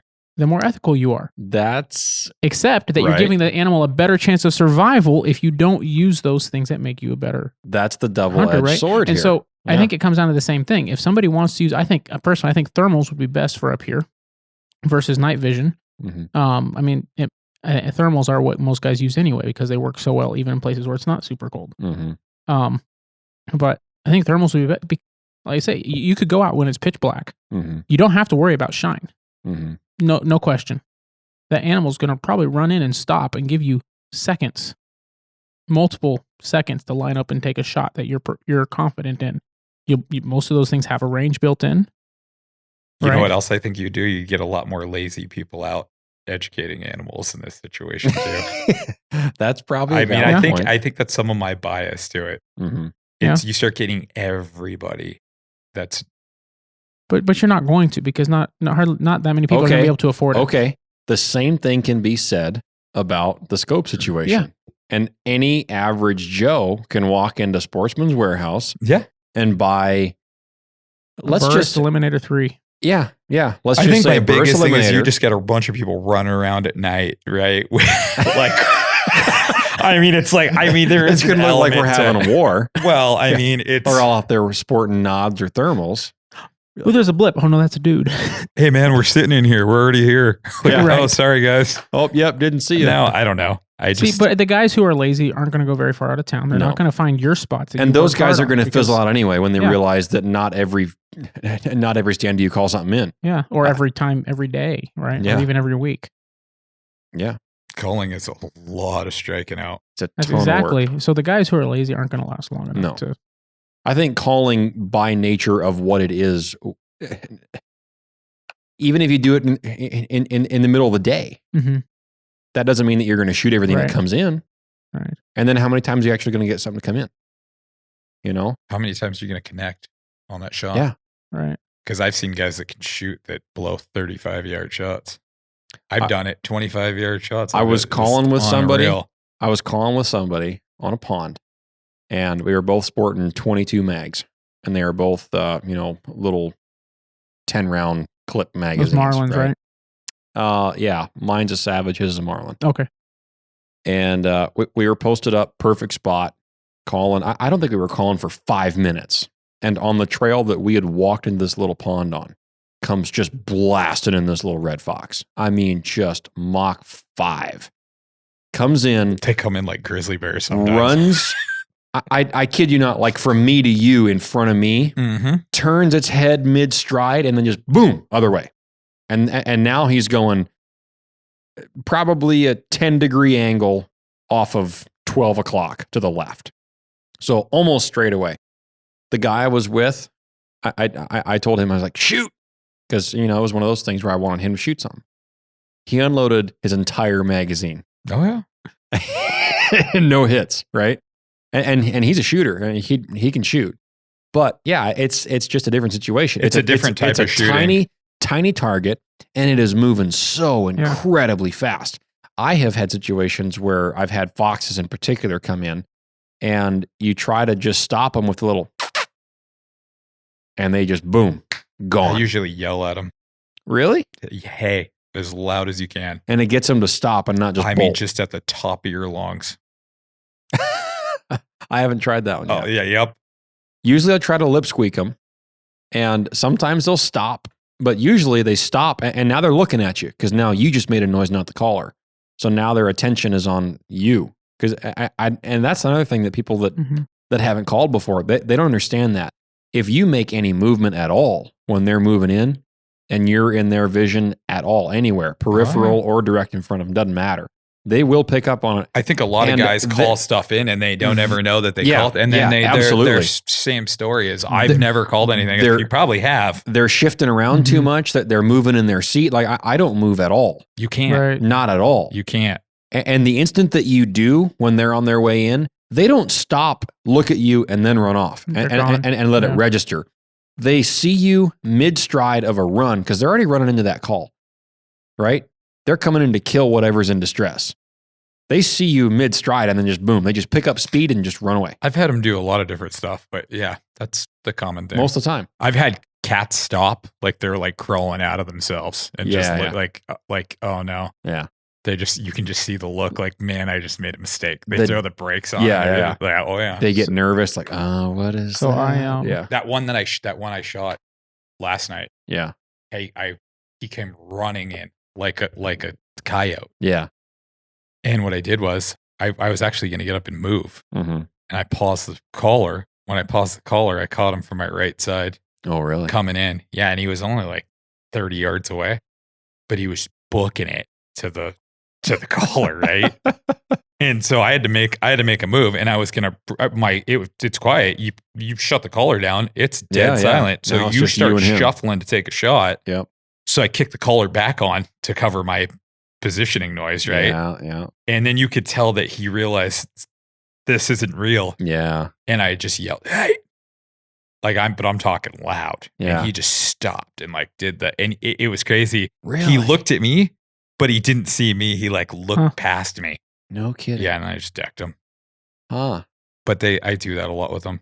So I was calling with somebody. I've seen cats like look at you too. They'll sit down and they'll see you and they'll look at you and they won't even leave. Yep. I've had that happen before too, where I one time I saw one that had posted up probably 200 yards out, and he definitely picked up on me. Like he saw me, and then I'm leaning over to get in my scope. And I didn't have a shot. He was sitting in some reeds and stuff. It was on a little embankment of a swamp. And I had him in the scope. Had I been shooting more gun, then I would have just shot him right there. Yeah. I definitely would have been able to kill him. But I was shooting a .22 Magnum. 200 yards is kind of stretching it. It's very stretching. I would prefer 120 or less the .22 Magnum. I always tell guys, like when I'm taking guys calling with me for the first time, or like when I had Troy with me, every time we stop calling, don't get up and start packing. Start scanning the tree line.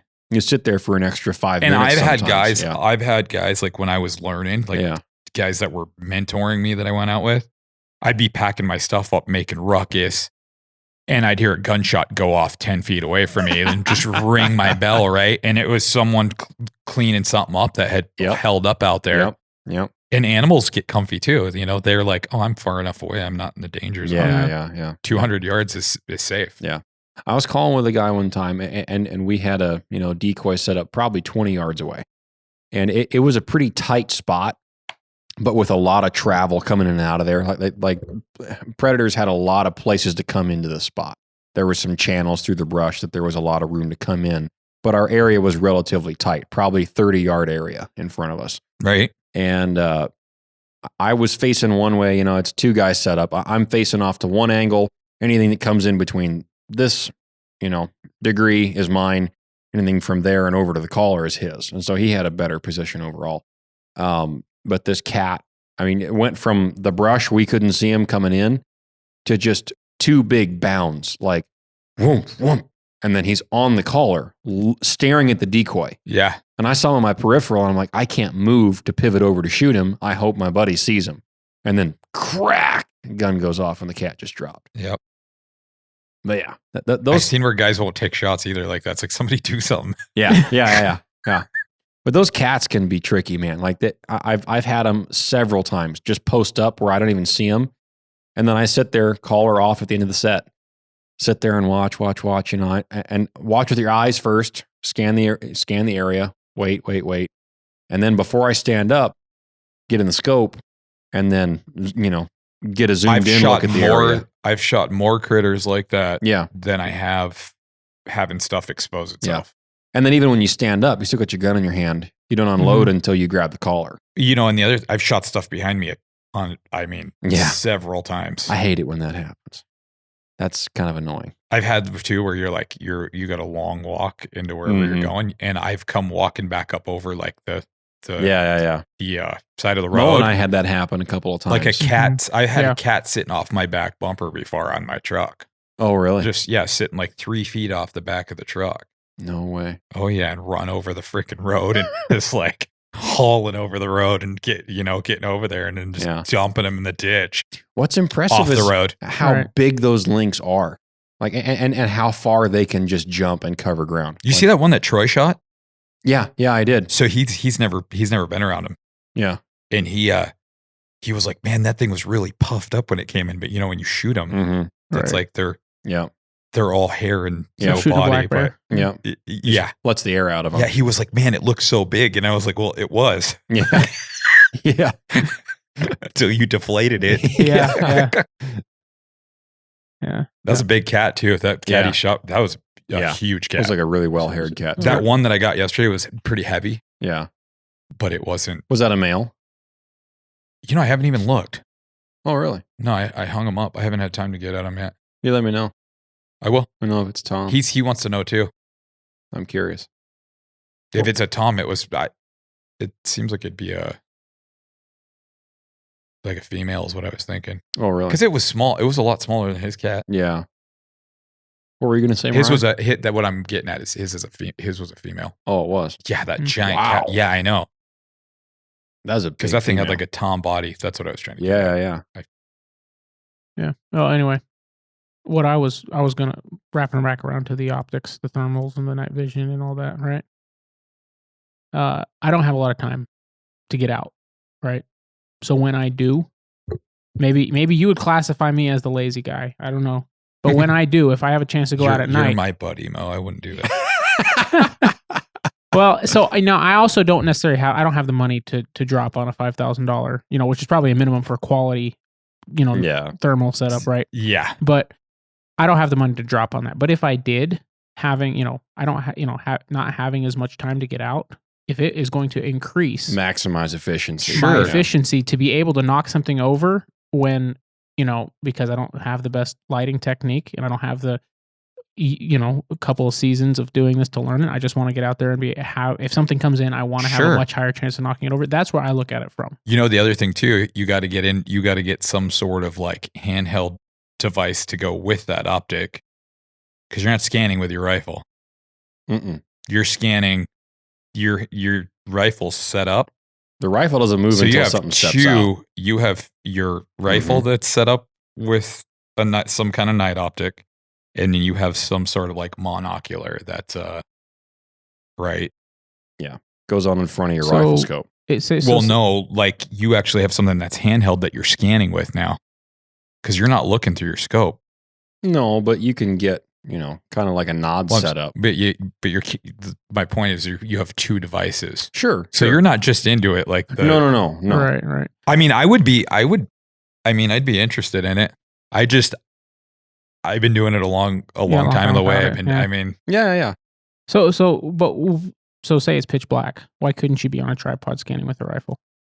Yeah, that's too much movement. You could, but you got to remember they can see you. Yeah, that's true. You're right. They can. Yeah. That's the thing. Like everyone's, everyone's like, full moon. Well, so now you can't sit where you were sitting in the daytime. No, you were very selective, like sitting under a full moon. Because you're casting huge shadows. Yeah. Everything you're doing is casting shadows now. Don't be giving away too many secrets now, Chris. Well, I mean, I think if a guy goes out and he pays attention, he's going to pick up on this stuff. You would think.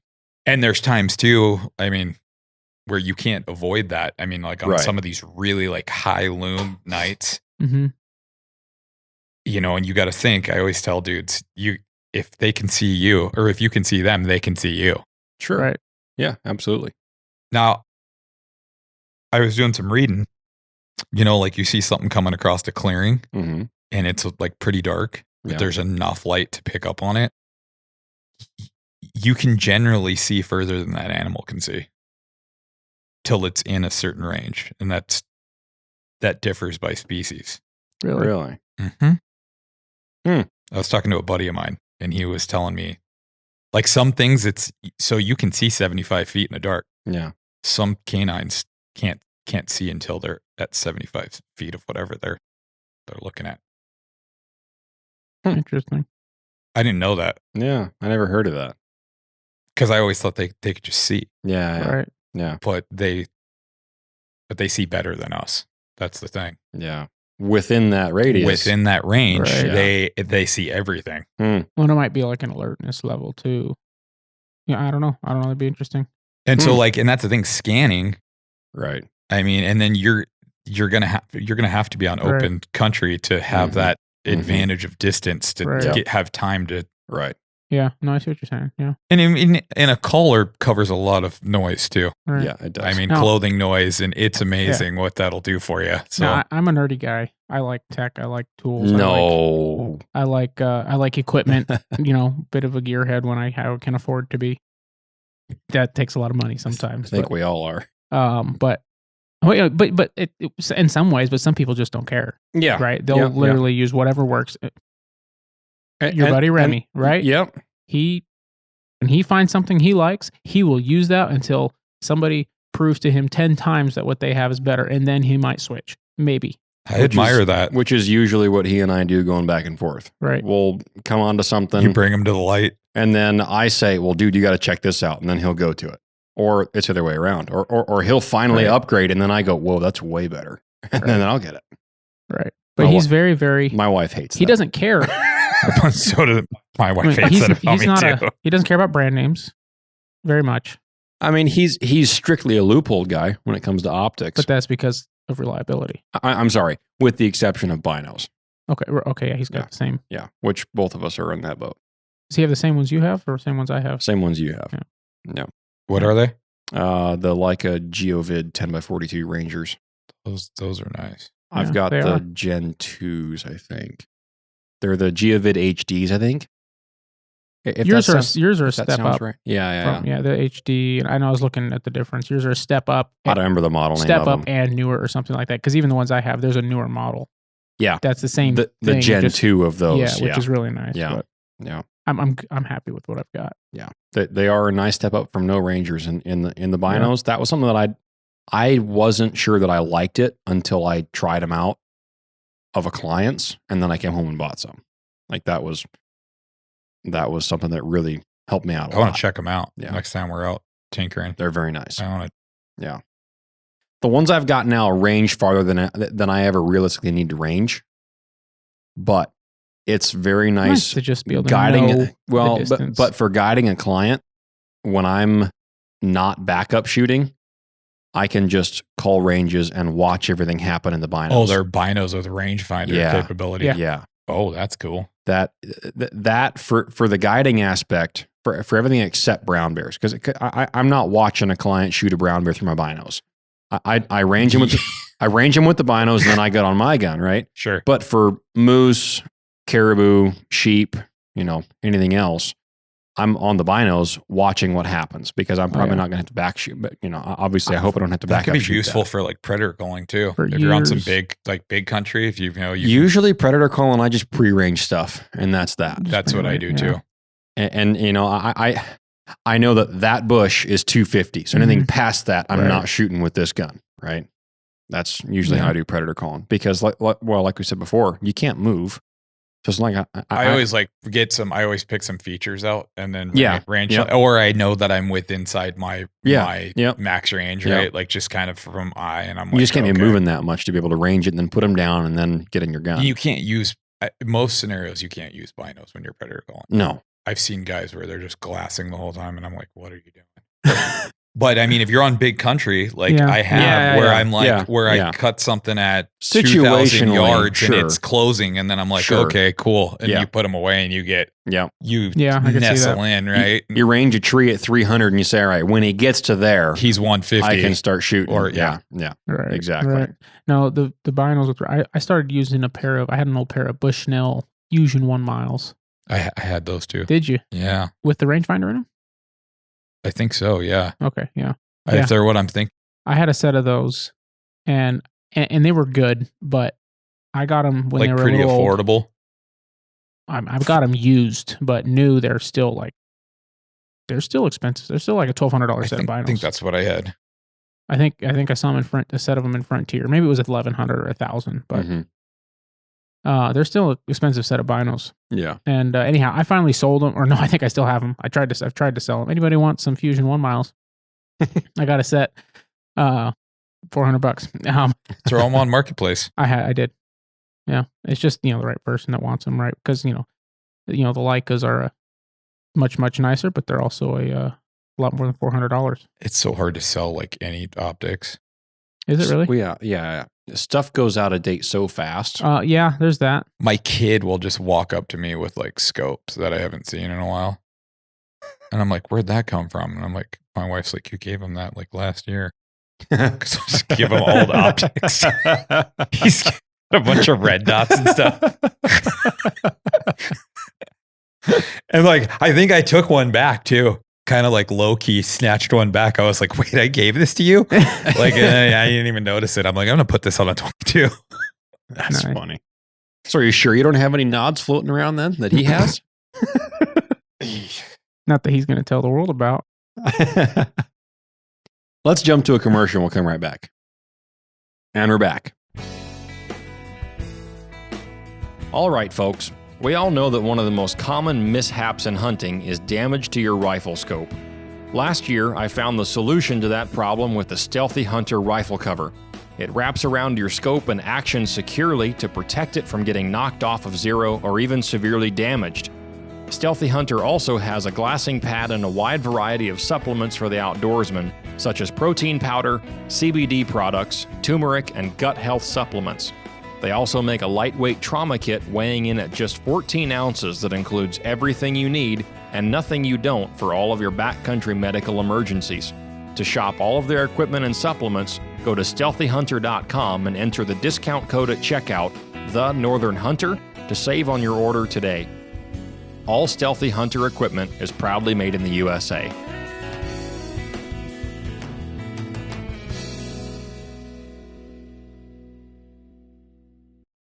So you got a 375, Chris. I did. I found one.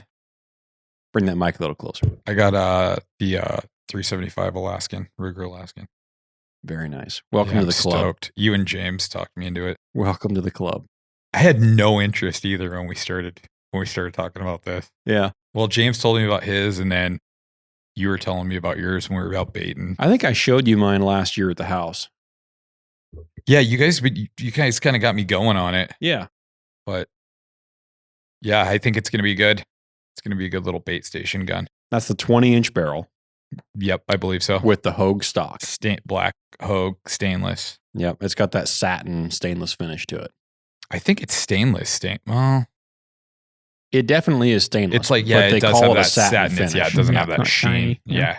You'll find that out when you start taking it through the brush and you get a bunch of scratches in your barrel and you're like, wait a minute, it's stainless. It's not supposed to do that. And then you'll realize that's the satin finish. And then you start getting rust, surface rust. I haven't had that issue very bad. I've had mine in the salt water a lot. But, when I get home, I just clean it off with a good cleaning wipe. I like that stock you have. The green one. Yeah. Mine's black. Yeah. So I'm mine. going to rattle can that thing. Yeah. Mine was originally a Ruger guide gun. It had the green laminate stock.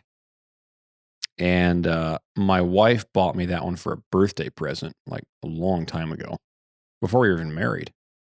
And I loved the gun. I hunted with it with that stock, but it wasn't bedded. And that front angled action screw at the front of the floor plate, the angled one, has to be at like 90 inch-pounds. And so that was compressing that wood in the laminate stock. I've seen those split there too on a lot of those old, like those laminated, like that green laminated. Yep. The other spot it'll split in that wood stock because there's no bedding is right at the back of the tang. It'll split right there.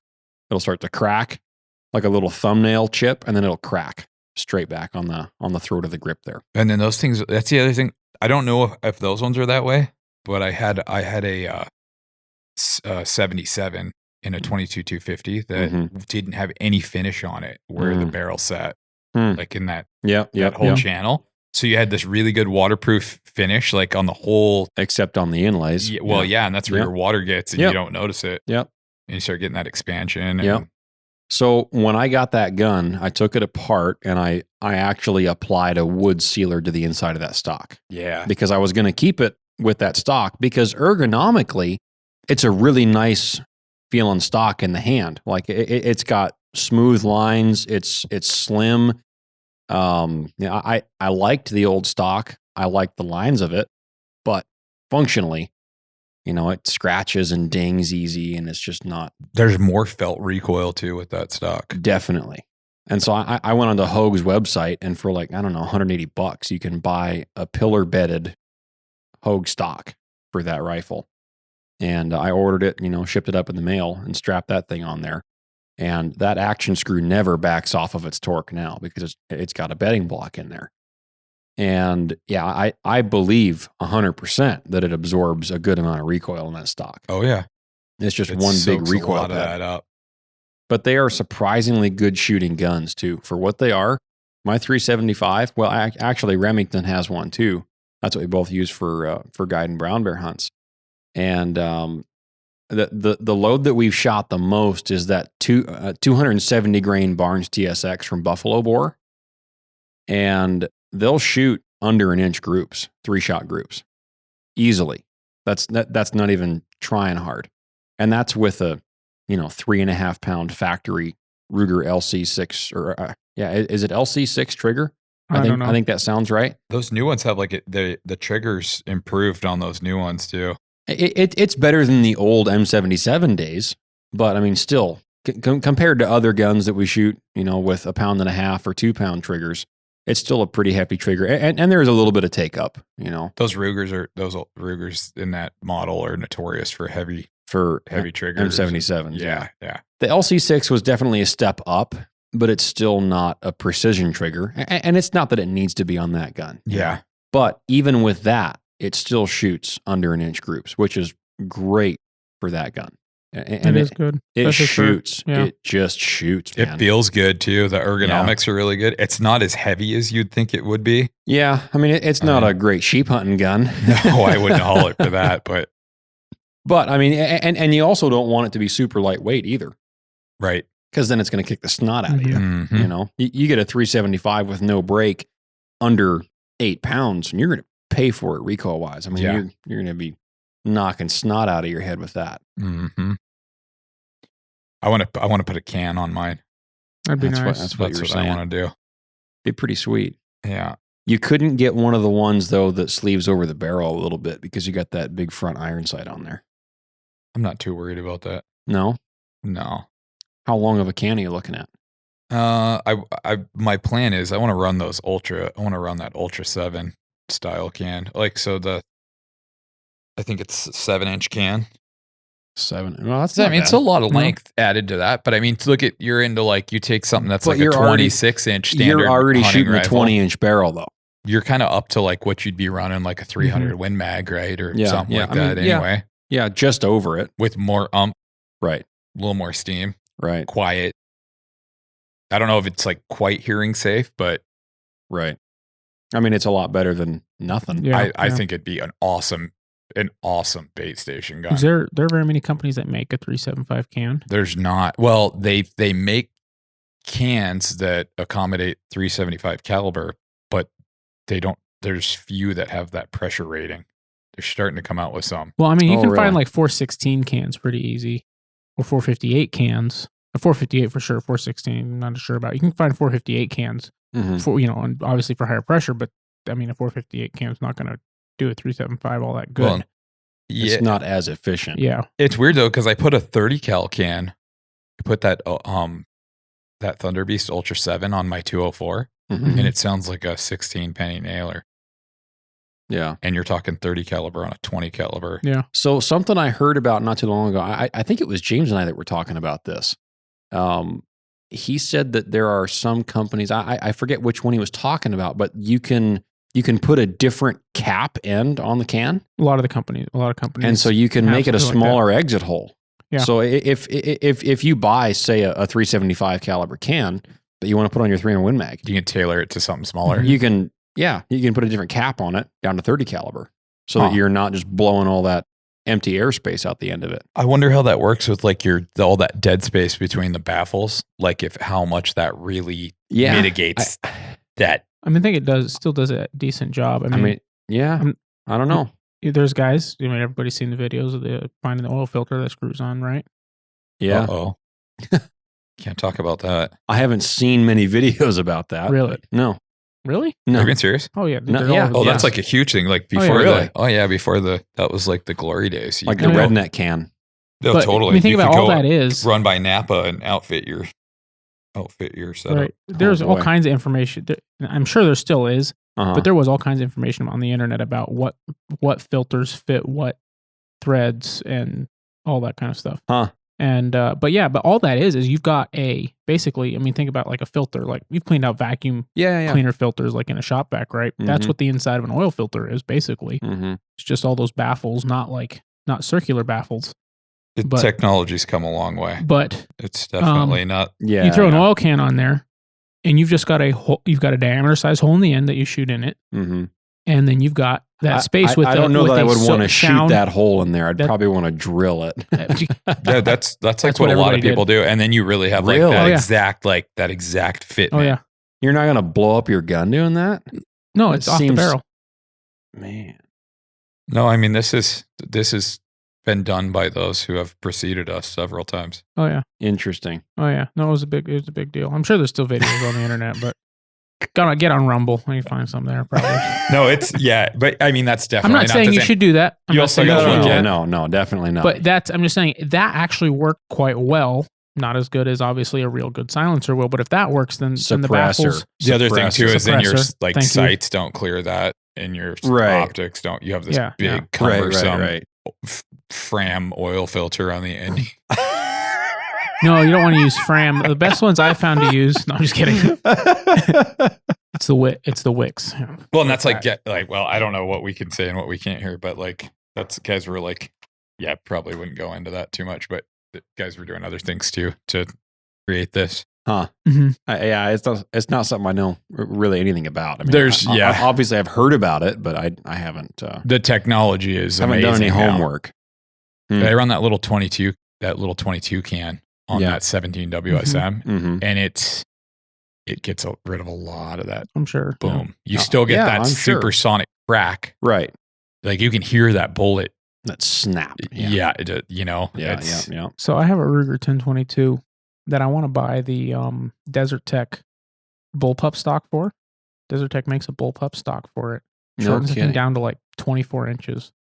And then I could put a suppressor on that thing and have under 36 inch, like back seat of the truck, Yeah. whatever, like quiet little squirrel popper, whatever, right? But And that. grouse gun. Yeah. And yeah. You know what That's Super I've light, been- super short. Right. You know what would be cool? What's that? Is have you seen those Ruger LCR carbines? Yep. They're 5.7. Yep. I don't want a One of- 5.7. No, but I don't want a 5. No, but you can run FMJs in that 5.7, Mm-hmm. and I bet that would be a handy little truck gun with a can on it. Yeah. And you got 9 mil. 20 round mag. 9 mil though, not 5.7. I'd run 5.7.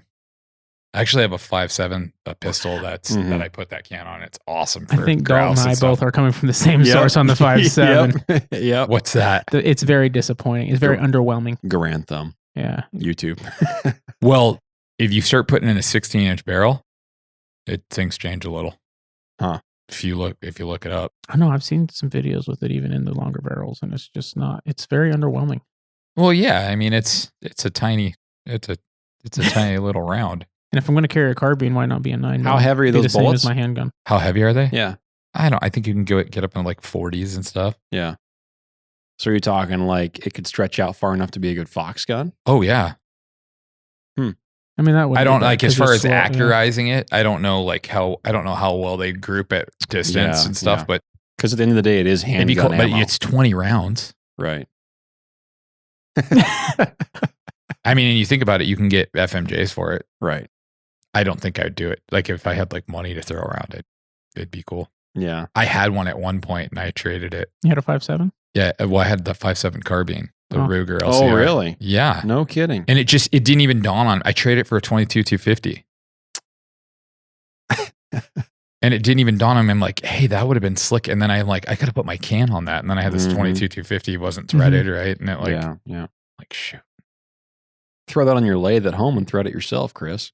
Hey, well, if I had a lathe, not that cool. Yeah, speaking of money to throw around, huh? Yeah. You don't need a lathe. I'm sure you can find a kit. Yeah. I got a buddy that does that for me. That's pretty. Just pretty get dialed. a really nice tapping set, drill bit or something, and just do it by hand. Go buy a nice tap and die set, line it up right, you'll be good. Yeah. Well, yeah. I mean, Chris, you're as long as it's on there the same way every time you shoot, your harmonics will be the same. You'll be good. your guy's the same game. I'm the same guy my guy is for that. And James, same guy. Yeah, same fella. Does good work. He does amazing work. But I'm not going to say it on here and back him up even more. He'd probably like that. He's probably going to be like, dude, why didn't you mention my name? I won't do that until we have him on. How about that? Which you should. Oh, yeah. He's a great dude. I've told him to come on. What'd he say? He said he'd love to, but he's always busy. Oh, he's up there at the mine. Those guys got crazy schedules. He's got a lot going on. Last thing you want to do is go bust your butt up there and then come sit on it. Yeah. That lasts how long? You're 5 days off. Yeah. Yeah. No, he'd be a great guy to get. He's a wealth of knowledge. He's definitely going to come on here. I need to talk to him again. Well, I hate to do this, but wrapping back around to the 3.7. So you said you're going to rattle can your stock? Dude, I'm in a mad trapper of the Rat River, that bad boy. Mad Trapper of the Rat River. Mad Trapper of the Rat River. What is that from? You don't know who the Mad Trapper is? Uh-uh.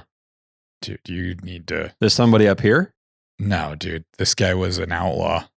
Oh, really? Yeah. How haven't I heard about this guy? You got to look it up, dude. Where was he?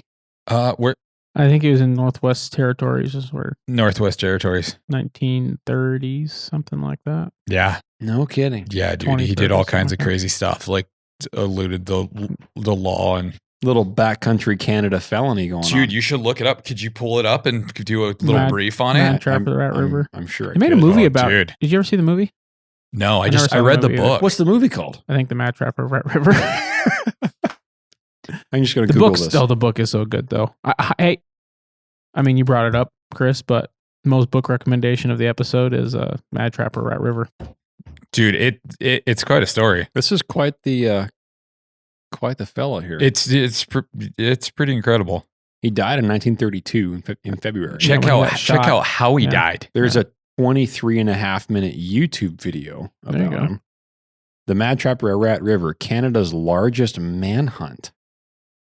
Yeah. This is only from 2023. This video. Wait, their largest manhunt? That's what it says right here. The Woodland Escape YouTube channel. This is just what comes up under a Google search. Albert Johnson is his name. Well, here's how you know it's a good story. When you look at Wikipedia, the title on the search page here is Albert Johnson, in parentheses, criminal. Well, they just had to label him that after they shot him. So here's the, I'm not going to. Oops, wrong guy. Criminal. I'm not going to read the Wikipedia article, right? But the Canadian Encyclopedia has a page about him. Well, here's Mad Trapper of Rat River. They don't even know when he was born. On Audible. Born circa 1890 to 1900. They don't even know when he was born. I don't even know how old he was. Yeah, he used to he put his snowshoes on backwards and stuff, and they chased him backwards. Tracks? Yeah, I think, yeah, dude, in the end, it got down to the point where they were tracking him in a Super Cub. No way. Yeah, and they would just follow his tracks by air, but they'd be going where he came from. He did all kinds of he did all kinds of stuff to evade the law. Yeah. I think they ended up shooting him out of a Super Cub. No, I think they were. I think they found. Or do I have that? They discovered the tracks thing from an airplane. They figured out he was going the other way. They hired some World War I pilot to take who did stunts and stuff to take his plane up there and fly around, and they found his track. He found his tracks. And saw him going the wrong way. Look up how they caught up to him. I'm getting to that. So it says place of birth unknown. Died 17th February 1932 in the Yukon.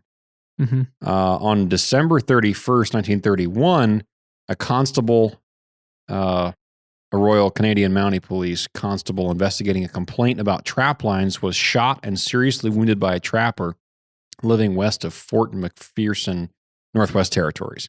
The ensuing manhunt, one of the largest in Canadian history, lasted 48 days and covered 240 kilometers in temperatures averaging 40 below zero. Before it was over, the second policeman was badly wounded and another one was killed. The killer, tentatively but never positively identified as Albert Johnson, was so skilled at survival that the police had to employ bush pilot Wilfred May to track him. The trapper's extraordinary flight from the police across subarctic terrain in the dead of winter captured the attention of the nation and earned him the title, the Mad Trapper of Rat River. No motive for Johnson's crimes has ever been established, and his identity remains a mystery. There's a picture of his old cabin in Northwest Territories on that article. The standoff at Rat River talks about the shootouts. On the 21st of July, when he was in Fort McPherson to purchase supplies, the constable Edgar Millen briefly questioned him about his activities, although he said very little and avoided giving direct answers. Millen only advised him to buy a trapper's license and then let him go on his way. He moved on to trapping grounds of the Rat River and built a small log cabin there. On the 25th of December, Christmas Day, local First Nations trappers complained to the RCMP at the Arctic Red River Post that Johnson had been interfering with their trap lines. On the 28th, Constable Alfred King and Specialist Constable Joe Bernard arrived at Johnson's cabin to question him. Johnson refused to open the door or even speak to King, who then had to travel 128 kilometers to Aklavik to obtain a search warrant. Wow. There's the whole story here. The officer then exchanged gunfire with Johnson, then put King on a dog sled for a desperate race to the hospital after he had been shot. King survived, but the police were astounded that Johnson would shoot an officer over a minor issue like a trapping violation. Realizing that he was an extremely dangerous individual, a person led a police chase to arrest Johnson. Wow. So this went on for months. 33 days. When they first... okay, yeah, you're right. Yeah. Wow. Outlaw hero. Johnson's one-man stand against the police had drawn the attention of the media, which labeled him the Mad Trapper of Rat River. A public mired in the depths of the Great Depression sympathized with the fugitive. Eames stated that Johnson was not a demented trapper, but a shrewd and resolute man, a tough and desperate character. As the northern drama unfolded, the public eagerly awaited the latest developments. Fatal encounter. Let's see here. Let's skip to where he was killed. By the 21st of January, the searchers had still not found Johnson's trail, and supplies were again running low. Eames left Millen, Garland, Verville, and Riddle to continue the hunt while he and the others returned to Aklavik. Millen got a break when a First Nations hunter reported he heard a rifle shot in the Bear River vicinity. Guessing that it might have been Johnson shooting game, Millen led his party in that direction. Let's see here. On the 30th of January, the police party caught up to Johnson. Millen called on him to surrender, and Johnson returned by firing his rifle. This guy is nuts. Yeah. In the ensuing gunfight, Johnson killed Millen with a shot through the heart. The surviving members of the posse thought that they had Johnson trapped, but he escaped under cover of darkness by climbing an almost vertical cliff. Yep. He crossed a bunch of mountains. Here's some biplane, it looks like, that they were tracking him on. Caught him on a river. And then final confrontation. At first, Johnson tried to run, but he then threw himself down in the snow and opened fire using his backpack for cover. He disregarded Eames' shouts for him to give up. Johnson shot Hersey, although not fatally. Directed by signals from May, the posse spread out and caught Johnson in a crossfire. Johnson was hit several times with one fatal bullet severing his spine. Wow. How did I not know about this guy? I don't know. I heard about him. You know who I heard about him from? What's originally? That? Who's that? Mr. Ojala. who we had on this podcast. No kidding. Yeah, I think I heard him say something about him originally. And then I said something to my dad about him, and my dad was telling me about he saw the movie, which my dad thought was just like all made up because it was so fantastic. And then I remember reading the book at that point, and it was insane. I think we learned about this dude in like 7th grade. Yeah. Really? I think we had to do like a book report on. So the movie was made in 1972. Yeah, so I haven't seen the movie, but I'm going to. At this point. Wait a minute. There's another one. 2009. It was some kind of TV special or something, wasn't it? The newer one? I don't know. I'm just looking through Google here. Wow. I'm going to have to watch that stuff. You got to at least listen to the audiobook. Is it an audiobook? Yeah, I just found it on there. On Audible. Nice. I'm going to listen to that. So I'm going to rattle can that stock. So you're going to rattle can your 375 stock, the Mad Trapper of Rat River. There you go. So that's what that means. There's some context. Wow. Well, that's a pretty good story. I think I got that from like some of that gear they recovered. He had like a 22 or something that was just all like hacked up. So really, yeah, I got like a 22 mag that I butchered like that, and we always called it the Mad Trapper, the Rat River 22 mag. It's like the community 22 mag. Yeah. Wow. Well, that's pretty cool. Crazy story. Yeah. Wow. I mean, it sounds like this guy had a beef with law enforcement. Yeah, it'd be cool to like know where he came from, what his deal was. It says his heritage was possibly Scandinavian, is what they said, but they don't even know if that was his real name or if that was him or if they got the wrong guy and he got away. They don't even know. That's crazy. And to have skills like that, I mean, you gotta 248 kilometers. Well, yeah, and you're not just like that. That someone like that has to have like military experience or some sort of formal training. I mean, I don't think a guy's just sitting possibly out in a cabin, World War I veteran. Yeah, you know, somebody wanting to be away from like society. Yep, that's just maybe a little very disgruntled. Crazy though that there'd be you get a warrant to search the cabin. Yeah. So they try to force the door, and so what do? He really didn't want to talk to anybody. Yeah. I mean, really didn't. Yeah. Yeah, something was going on there. To shoot somebody through the door. Yeah, what was the thing with the dynamite too? There was some dynamite where they tried to like blow his cabin up or something like really. Yeah. After they he escaped. After they tried to arrest him and he shot one of the guys through the door, a posse was formed consisting of 9 men, 42 dogs, and 20 pounds of dynamite, which they put in their jackets to thaw out, and then threw it sketchy onto the roof of the cabin, collapsing it. And after the explosion, they tried to rush in, but Johnson opened fire from a 5-foot dugout beneath the ruins. No way. Although he didn't hit anybody that time. Like a cold cellar underneath of his cabin. Yeah, something like that. It says 5-foot dugout, so who knows? Yeah, but maybe he dug it out after he shot some. No way. Yeah. So he ate all that dynamite and then just got in a gunfight. 15-hour standoff. You've got to be ending kidding at 4 a.m. at negative 40 degrees Fahrenheit. The posse retreated back to Aklavik. Wow. Could you imagine like having to stoke the fire in the middle of all that? It's not like you got a Toyo cruising, heating the place while you're in a standoff. Lost. They blew up his cabin, so there's probably a fire going on. But so it says the dynamite charge didn't destroy as much of his cabin as they hoped. There's a picture in that Canadian Encyclopedia article of his cabin with the roof all caved in. I wonder if that's not the picture of it. That's supposed to be, yeah. Yeah. Crazy story. 20 pounds of dynamite did not ruin his cabin. Like, I mean, it obviously it's ruined, but it's not like completely gone.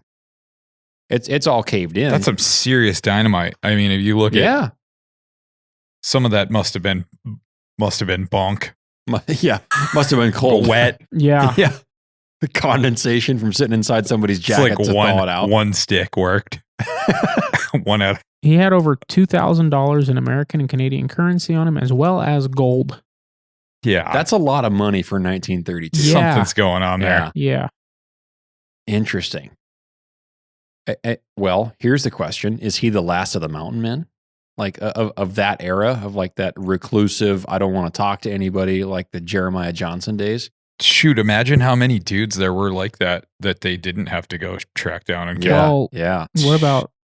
I mean, we know a guy fought in Vietnam, came up here, and like would canoe down the Yukon, haul his gear in his canoe through the just find some hills, hike miles, hauling his canoe on his back, like just pulling it miles, go build a cabin and live there for several years. We're talking like 2 and 3 story cabins. Yeah, no, go build. Yeah, He built out of logs over a dozen cabins through this state like that. You guys know this guy Yes. personally? Yeah. What are you gonna have him on here? We're working on it. It's process. I can't wait for that. Yeah, he's a Vietnam vet. Wild stories. What? Yeah, he had dog sleds And at times. he was and, oh, yeah. injured in Vietnam to the point that you wouldn't think he was physically capable of doing all this by himself. Although most of the injuries that he has now weren't from that. Oh, really? No, plane wrecks. Different He was wreck. a pilot. Oh, okay. Yeah, so he too many. After that. If you ask him why he walks like he does, he says too many forced landings. Well, yeah, I've heard that one. Those guys are a different breed. Yeah. Oh, yeah. Oh, yeah. And that's So the end of that. he has a cabin down by Talkeetna that they still go out and visit. He and his family do, Yeah. and it's like 5 stories Yeah. log cabin, and you would think if you're rolling up to a cabin, I've been there, it's 5 stories high. Okay, and I think that might include the basement and the ground there he dug out by hand, but in the top of it is all glass windows, all one side glass, and there's a big lake, and he owns a whole huge chunk of land on the end of that Like lake. homesteading days. That he homesteaded, Yeah. years ago. But most of the time you pull up, you go to a cabin like that, it's all cleared around it Is because he all the outside, trees. a little outside of Talkeetna? His cabin? He's Yeah. a long ways outside. Yeah. I think I might know who this dude is. There's more than one cabin in the area Yeah, too. yeah. It's not just Yeah. his. Since but, then, it's been a little bit more Up. cabinized. Up the tracks. But Yeah. I mean, there's a way of getting there from there, but not really. It's a ways from there. Yeah. But yeah. Anyhow, he didn't build with the trees from in immediate vicinity. You pull up and the trees are right next to the cabin Yeah. still. He hauled them in on his back. He did not want that place to be noticed. Like from the ground, walking around, you wouldn't know that cabin's there unless you walk up on it. Gotta get this guy on here. Yeah. How cool would that be? It's an interesting deal. All right. Well, we need to take a quick break here, and then we'll come back.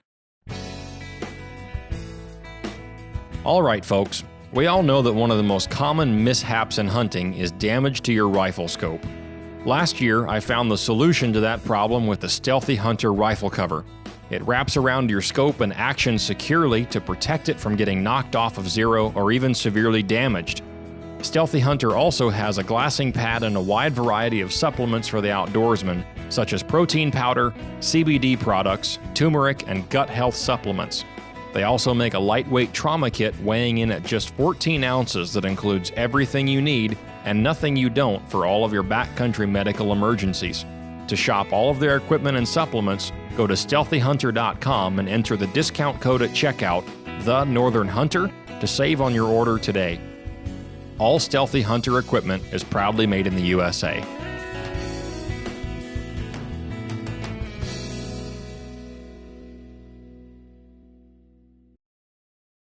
Well, that was probably one of my favorite all-time historical stories on the podcast. I learned something new tonight.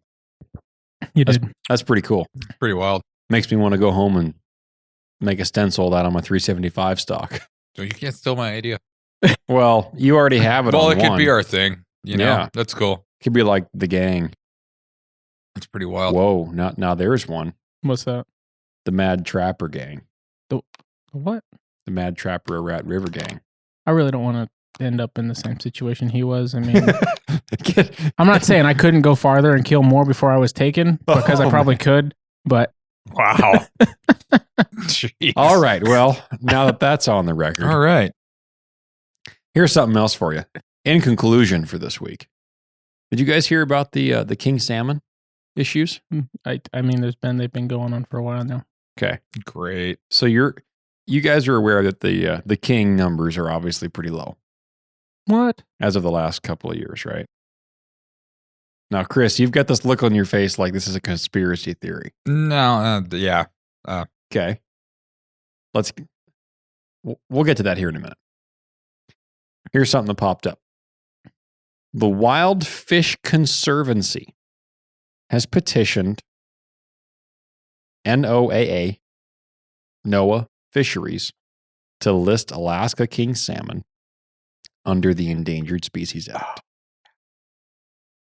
The organization claims the petition is a response to, in quotes, the severe decline and poor condition of Chinook populations in Alaska.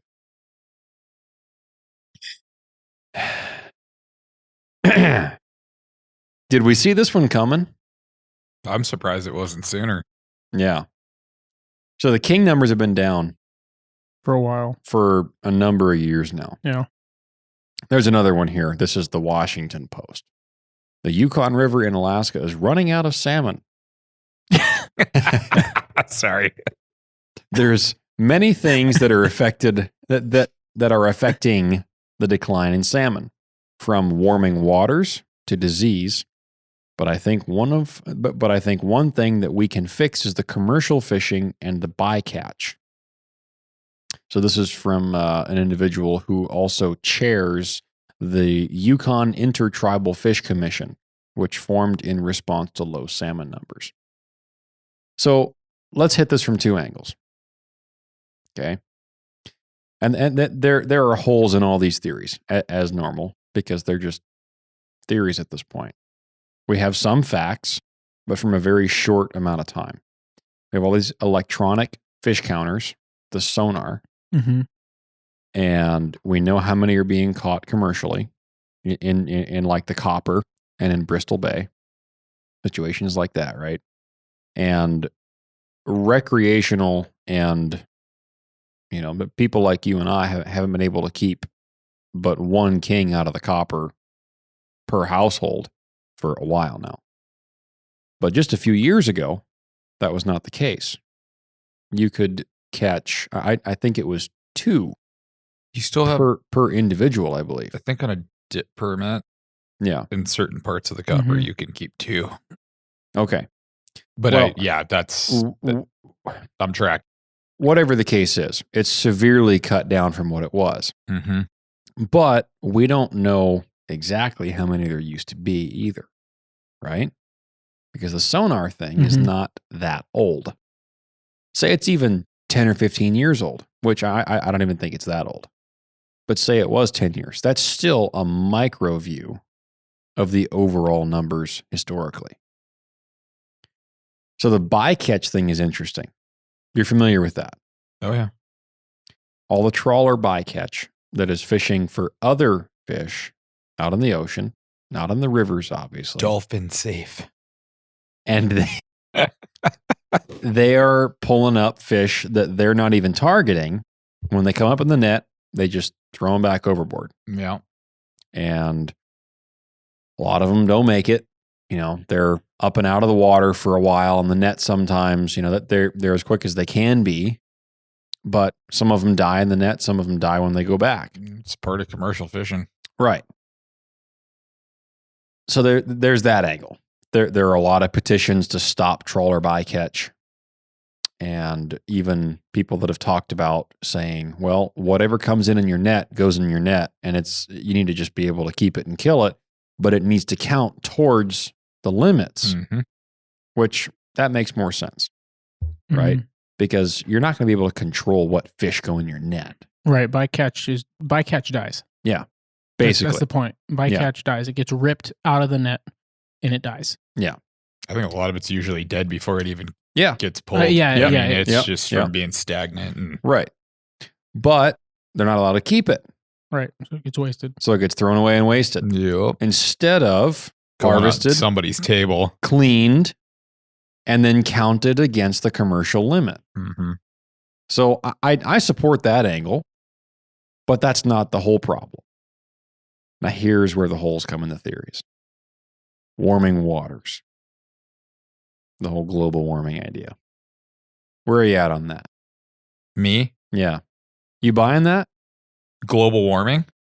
Well, Or the the What are we- warming what are waters they- theory. I don't know. I don't know enough about this to, Yeah. I had a conversation with Carl about this one time. He was Mhm. doing something Yeah. regarding this. Mm-hmm. and we started talking about this, and he was just he brought up the point that there are so many potential variables factoring into this. Exactly. That, and I wouldn't dare try to go there Yeah. with my knowledge, but I don't know. Here's the I think we're concern. The concern is once it makes it on the endangered species list, we're never getting it back. Yeah. we don't get it back. Like Yeah. everything else. Right. Yeah, and you know what?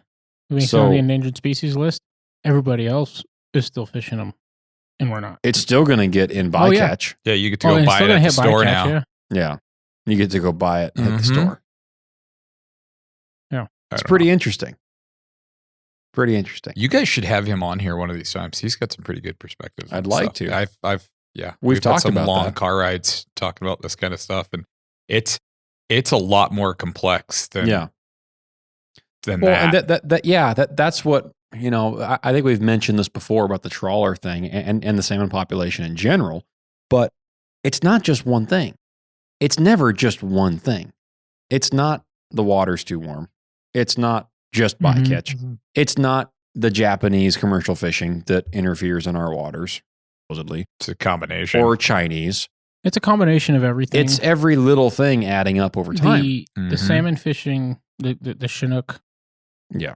king salmon fish, really started to decline in the 80s and 90s the Okay. most, when Japan was taking 1 million fish a year.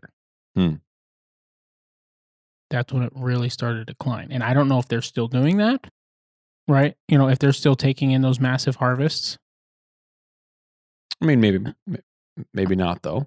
Maybe not. I don't know. There's not a lot of Why information not? about it. Yeah. Why? Yeah. Why wouldn't they? They don't They- adhere to they the same don't care. rules we do. They don't. Right. Most countries still today do not look at populations of animals, fish or mammals or whatever, as a resource that is Has to a be finite harvested. lifespan. To be harvested, that we can maintain. Most of them just use it until it's gone, Mhm. Yep. right? Use it until depletion. Yeah, they just we have it, let's use it, and when it's gone, it's gone. We don't care. Yeah. America's one of the only countries that really works very hard Yeah. to not do that. And there's more and more countries coming into that kind of idea. Yeah. But Yeah. 1 million king salmon's a lot of fish.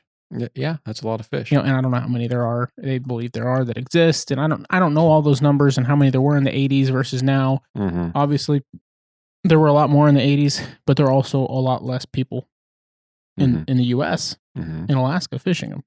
Mm-hmm. I don't know. I say I don't, and I also don't know enough of the whole thing. Oh, yeah. To Yeah. have a definitive opinion. I don't believe it's just one thing either. I don't think bycatch really has anything hardly at all to do with declining populations. Hmm.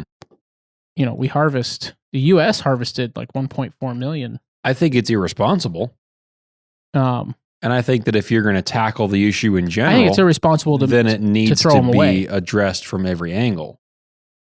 Like that's my deal with it. Like I if, agree. Everything we can address, we should address. I If- think, you know how there's a roadkill list? Uh-huh. Yeah. You know where I'm going with this? Yeah. Yeah. Right? Make a bycatch list. Yep. yeah, there you go. It's going to be commercially cared for. If you That way, it's not wasted. if you get kings in your bycatch, then you are legally required to gut it, fillet it, vac seal it, and freeze it. Well, they're not going to do that. They don't do that with anything else. Wouldn't that be nice though? They bring in, I don't know. right? And then it's And then the state pays them. it's a tough gig. How about that? I'm not. I'm Give 'em not a little for that. incentive. We do not. We do not. Cannot afford as a state to do that.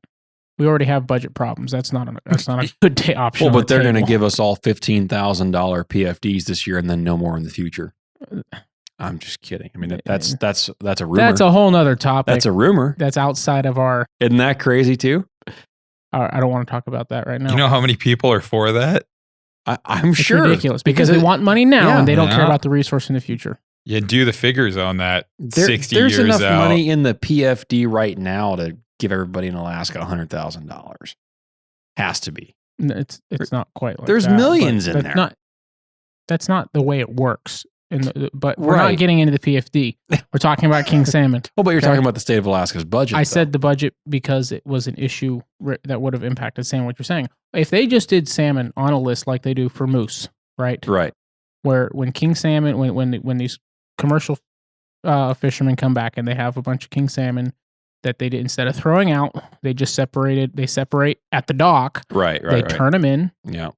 to the authorities. Mm-hmm. It wouldn't take much to manage that. Yeah. And there are people on call. There's charity, I guarantee. Oh yeah. Oh yeah. Absolutely. We have all these native populations that are short of salmon, Mm-hmm. right? Areas where they don't have it when they used to and they can't Mhm. fish. And, Yep. they Yep. send it north. It wouldn't take, No. Yeah. I'm totally with you. or make it available where if they want to come get it, they can. I was in a coastal village in October, and I was talking with one of the local fellows there. He's an old timer, and he was talking about this exact issue. And that he's in the Bristol Bay fishery on the west side, and he was talking about the salmon populations and how different things are. He said, "I live here, and I can't fish these fish." Yeah, that's crazy. Yeah, I think regulating, I mean, it would be one thing if they said, "All right, Chitina is closed for 5 years. We're just going to shut down 90% of the fishing for subsistence for local folks that have access to town resources," right? In the grand scheme of things, for most people, that's not going to be the end of the world. Sure, there's a lot of folks that eat a lot of if you don't have to fish. shut down Chitina, you just tell them no kings. Well, yeah. Because bycatch in a dip net is a quick dump. You don't lose that fish most Yeah. of the time. Right. But they're talking about a lot. I mean, it's not just kings anymore.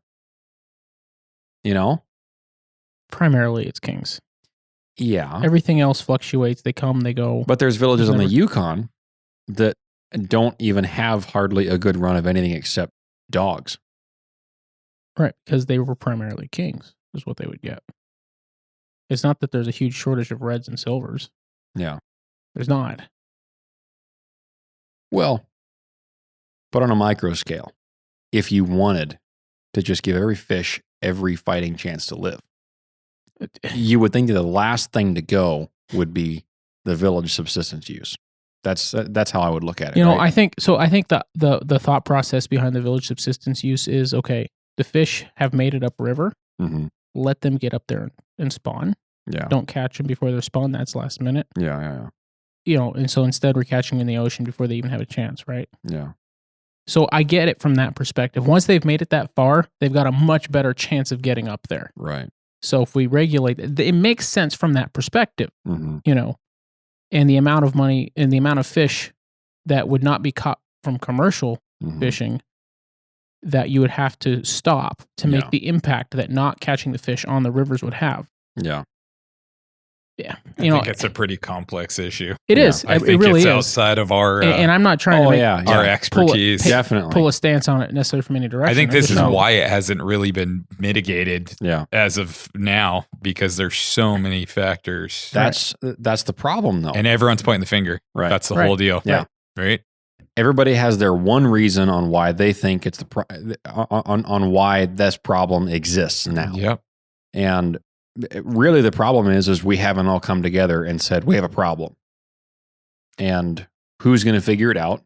And now we're staring down the barrel of an endangered species proposal, Yep. which is which is too far one way. baloney. Yeah. And and then you look at the risk of, is it ever going to come back then? Well, once we lose stuff, that's generally it. Mhm. Right.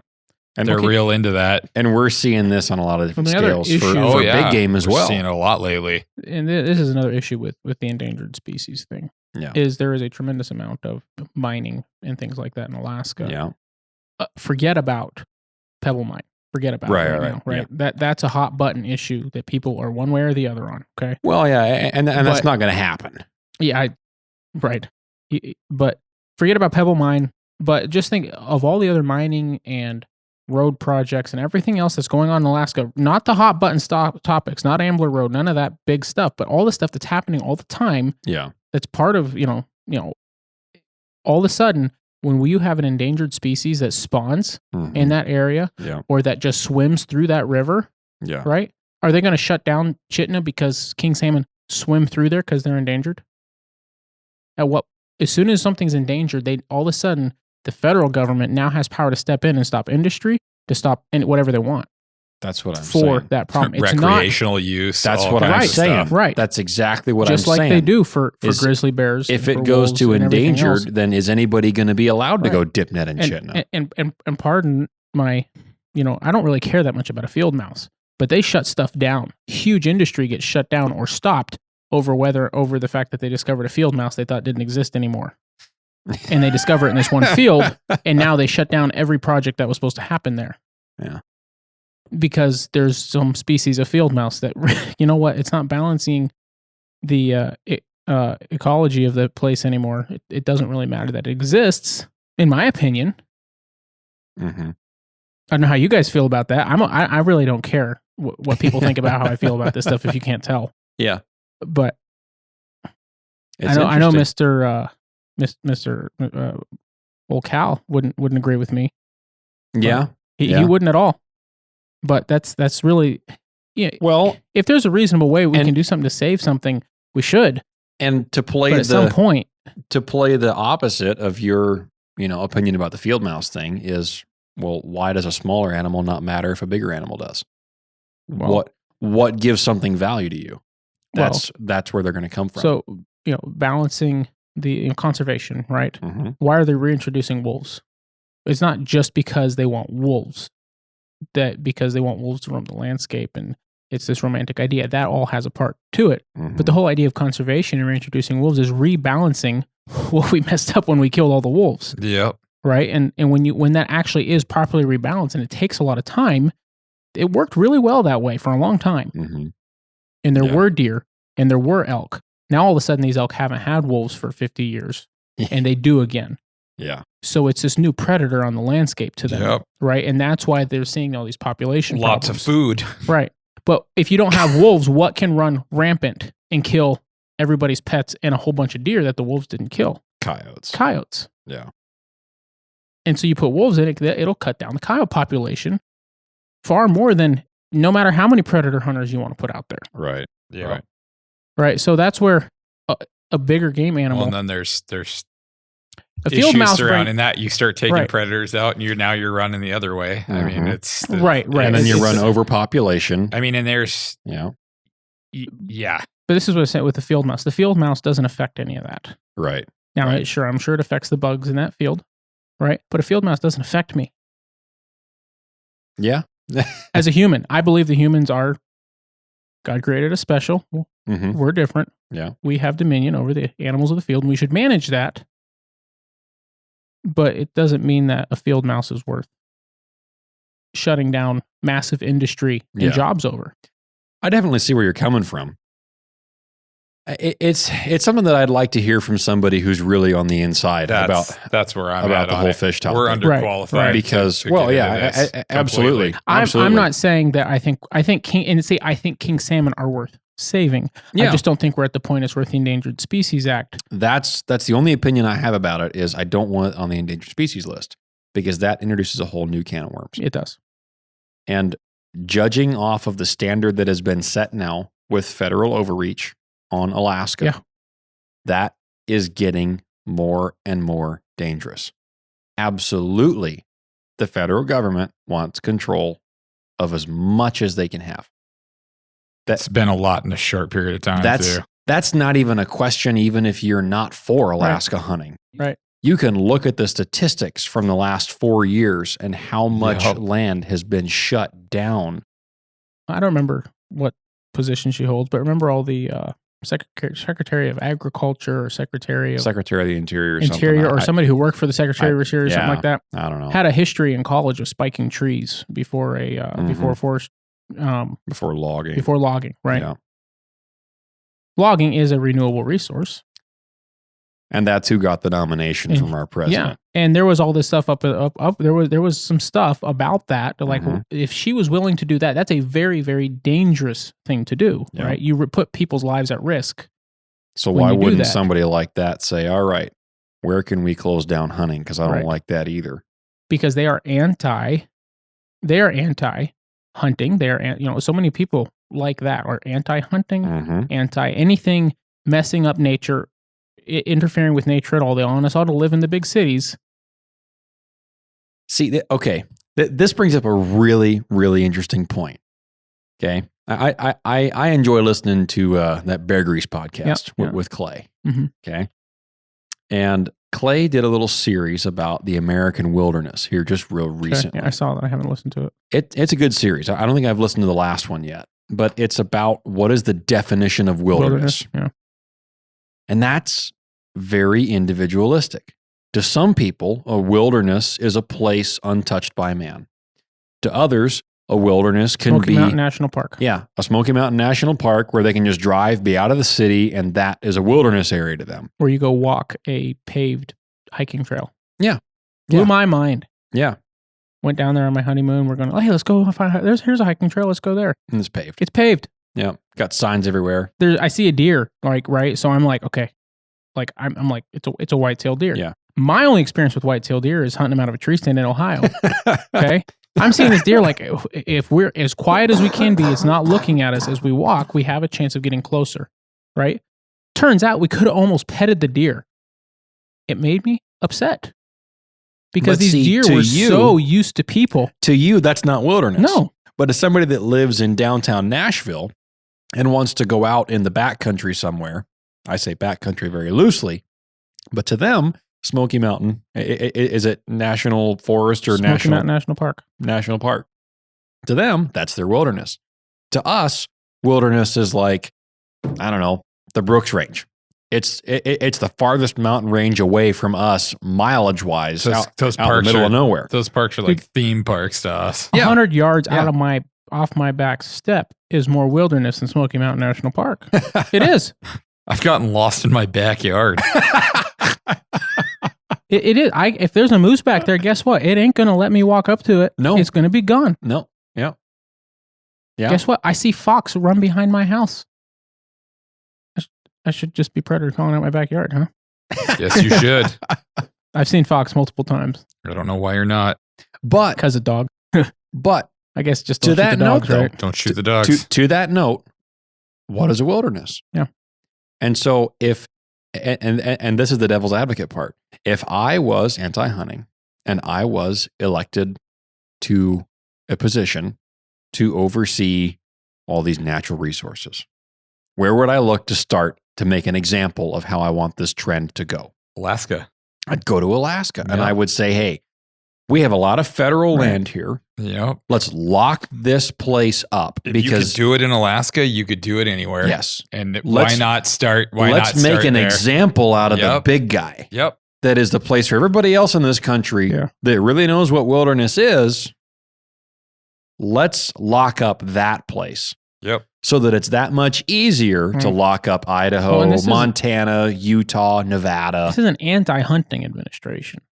Absolutely. it They is. don't say that, but they're an anti-hunting. It absolutely they're is. anti-hunting. And so all these things we're seeing up here specifically are because, whether it's because they're trying to make Alaska an example or they're just doing it because it's easy and there's a lot of federal land up here and there's not in the other states. I like how some guy in Washington is making these rules. Yeah, it's great, isn't it? Well, that's because it's all federal land. Uh-huh. Uh-huh. Not all, but there's a lot. You ever heard the story about how Alaska got this much federal land? No. It's wild. I heard this on Well, actually, I have, but I'm not. on another podcast. Man, I can't remember who had this fell What on, was but he used to work for Fish and Game back in the day, and it was during the Carter administration, and the government, the President Carter wanted the pipeline to go in, and the governor of Alaska said no, don't want it. A lot of opposition.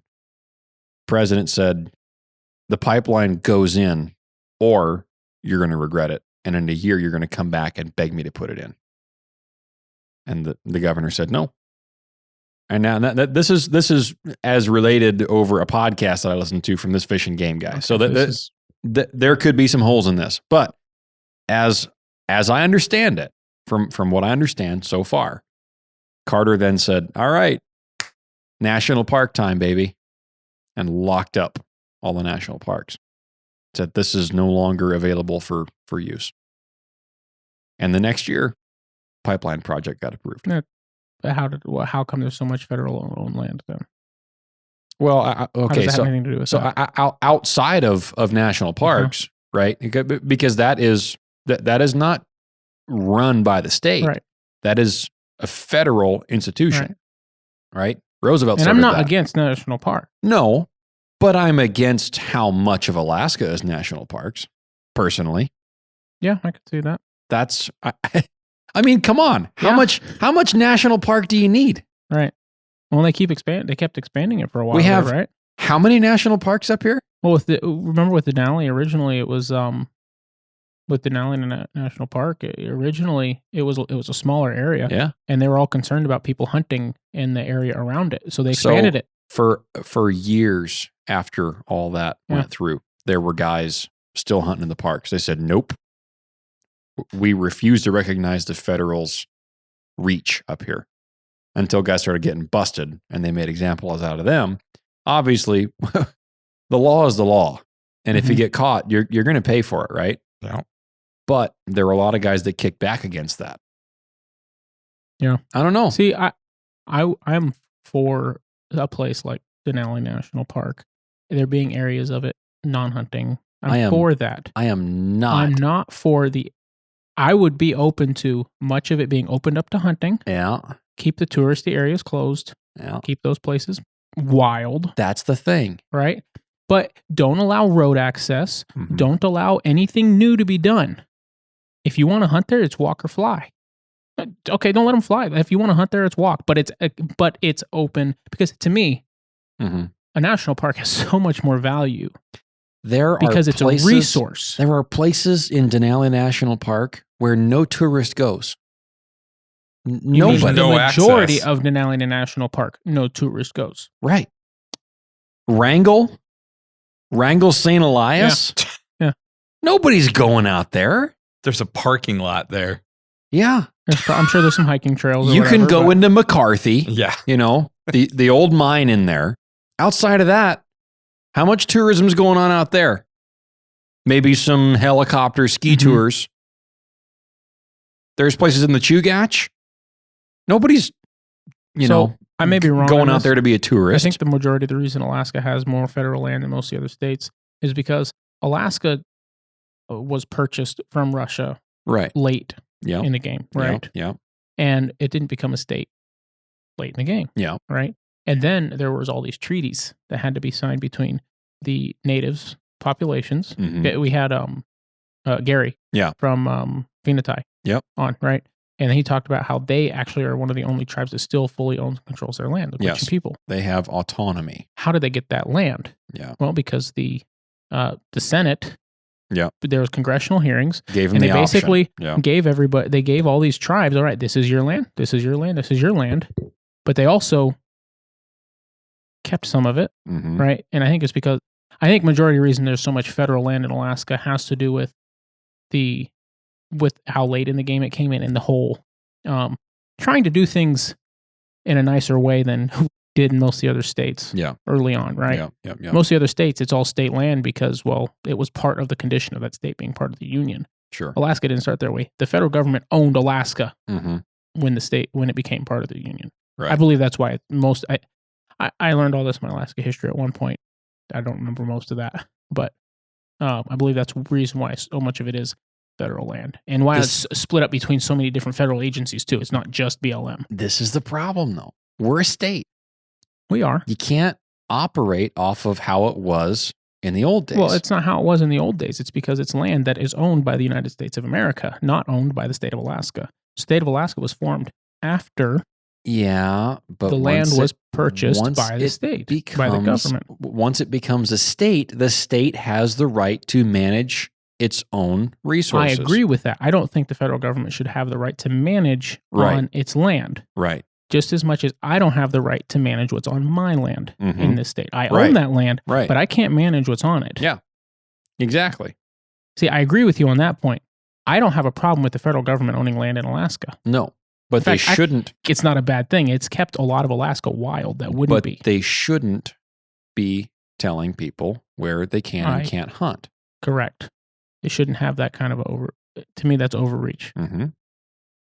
What do you think? You're just steaming over here trying not to get in trouble. I can see it in your eyes. And he's like, step back from the mic here. Lean back from the mic. We've lost a lot in a short period of time. Yeah? And I don't see it slowing down. And I don't know what the answer is. Yeah. You know, this isn't my area. But does anybody though? That's the problem. I've learned a lot listening to this conversation, but I mean, if nobody talks about it, if nobody uses their American constitutional right to talk about the problems, whether we're right or wrong, we are American citizens and we are residents of Alaska. We pay our taxes and we go through all the headache that it takes to live in a place like this. And we enjoy living and being able to reap the benefits of being in a pretty remote area. Yep. Relatively speaking to the rest of the country, we're in a pretty remote area. We can get in a vehicle and drive 6 hours any direction and be a long ways from anywhere. Oh yeah. I love that about living. You can drive 20 minutes and be a long way from anywhere. Exactly. Yeah. And that's awesome. That's great. And yet we're answering to management of folks that will never come up here and do that. Yeah, that have probably never even been to the places they're trying to manage. And if they do come to Alaska, it's to Anchorage to have exactly. Or better yet, to Juneau for some legislative meeting. That's my problem with it. I think do they live or visit anywhere that they manage? So no. What I think on federal that's the problem. Yep. On federal overreach in Alaska on BLM land, all this stuff's been shut down. Yeah. I think we'll see a reversal in a lot of that stuff if we get a new administration, because we did the last time. And then the next administration it'll be because it's the hockey puck. You know what the problem is though? What? That closure that happened up in the Brooks Range, that federal closure, that was a multi-year ordeal. Okay? All they got to do is start writing multi-year deals. Yeah, and just as easily it can be undone because it was not legislatively enacted. It was put in by the executive. Executive making emergency order can be undone just as quickly as it's put in. That's the problem with executive making law. The executive was never supposed to make law, and it's a whole other topic. Yeah, but it's part of the reason the country's in the mess it is today because the legislature doesn't do their job how they should. Well, that's a whole new can of worms. That's a whole new can of worms. Yeah, I know, but that's the reason so much of this stuff is happening. Yeah, is because there's the federal overreach started way back somewhere else with something very small, and it grows. And every time there's a new president, they undo a whole bunch of stuff the last president did, and then they put in all their agenda. And the next time another president comes, guess what? You know, with every president, there's more executive orders than the last president because you've got to include everything they took out of law. Yeah. Well, didn't Biden set some new record or something for the most executive orders signed in one day? So I believe probably when President Trump was elected, you got to know he wouldn't even sign them himself. He signed. We don't get political on this podcast. When President Trump was elected, he actually had very quickly more executive orders signed in a shorter period of time because he was undoing all the previous administrations. 8 years. 8 years of executive orders. He was undoing almost all of that. Yeah. And then he didn't use very many himself. Right. But then as soon as the next administration steps in, on you have it. Anyway, that all comes back around to where we're at today, really. And so much of it, it doesn't necessarily have anything to do with the hunting community. Yeah. Because most of the hunting community is live and let live, right? We understand there's regulations for a reason. We want to try to abide by them. We want to manage the populations. Yeah. If you tell us why these regulations are the way they are, and it makes sense because some of the reasons they try to do stuff with populations in this state and some of the way the state has managed populations has not worked out well and has not been proper management. We don't have to get into what that is. That's another hot button topic for locals. I know exactly here. where you're going with it. But and that's not the only example. But anyway, it's just it doesn't just come back to okay. Well, and we need to talk about it. I agree. Yeah. And the more it's talked about, and people understand where it's all coming from. The fact that this is coming from the federal government. Because how many people who aren't big time hunters or aren't sheep hunters even understand Yeah. that the reason that all that sheep hunt stuff was shut down wasn't state, No. Yeah. right? Yeah. Even though they see federal on it, they don't. know You're what that definitely means, right. right? They just think, oh, it's closed to hunting. Right. Whatever. See, in the federal government using that, like constitutionally, the federal government should not be able to shut down hunting in a state. That's what I'm saying. Because the That's what I'm saying. federalist system is each state makes its own laws. Yeah. Right. Yeah. However, the government does not see hunting as a right; it's a privilege. That's how they see it. I think you're probably onto something there. It's a privilege. Yeah. They don't see it's not seen as a right. It's not in any constitution, at least not in any that is going to affect us right now. Where you fall on this one way or the other, and you Yeah. might think that we are completely turned around on this subject. Well, and this is where it's just. and that's fine. I think there's overreach. And so you- much of this stuff I've said, I'm not trying to make a stand one political way or another. Yeah. I'm just trying to state facts as I understand them. Yeah. There is only so much information about why what is happening. Mhm. There is very little good information, Right. if any actual good information about why this overreach has been happening. All we see is emergency orders. We don't ever see an explanation. We don't ever see any meat to it. Right. There's never a reason that we can go, oh, well, yeah, I suppose I can understand that. I get it. We don't get that explanation. And so that leaves us with no other option than to question what's Mhm. going on. And if you don't question, Right. then nobody knows that you're upset about it. Right. Ye ask not, I'm sorry, ye have not because ye ask not. Yeah. Right. Well, and this should be talked about. Yeah. But it shouldn't. I don't think it should be argued about. Not like so many No. people. So many things today are just like that. They're turned into a hot button Yeah. topic Yeah. that either people want to talk about and argue about, or they just want to avoid because they know as soon as it's Right. brought up. Right. You know, there's a lot of things I used to love talking about all the time, and there's certain people I just don't want to talk about those things with Mhm. because I know they're not going to listen to anything I have to say. Right. Well, and that comes down to what we were talking about quite a while ago on this show is, well, earlier in this one, is how ethical is the most ethical, right? Right. Well, because I hunt with a longbow, I am the most ethical. Well, actually, for killing power and killing efficiency, Mhm. I hunt with a smart scope and a long range rifle. And so my killing is the most ethical because I know my animal's going to die because I have better equipment. And both those arguments come across as valid. One is giving him maybe a better chance to live. One's giving him a faster, quicker means of death. Maybe. Potentially, Yeah. that's the idea. But that's the whole point is there is no right answer. Right. There is no most ethical. It's all individualistic. And that's what I'm getting at here is we find so many little things to bicker and argue about Mhm. and get stuck on your hill, then you forget about the bigger picture. And the bigger picture is the overreach that's happening wants both the guy with the longbow and the guy with the long range rifle and a smart scope to be sitting in the same sports bar watching a football game instead of being out hunting. And I can guarantee the people that are pushing this overreach really understood how that long range hunting rifle and smart scope worked. They'd be scared to death of it. They would be. You know, I'm right. Have you seen the video of the ATF expert who couldn't even take apart a Glock? Yeah, I saw that. Yeah. I mean, I'm pretty sure people know we're pro gun around here. Yeah.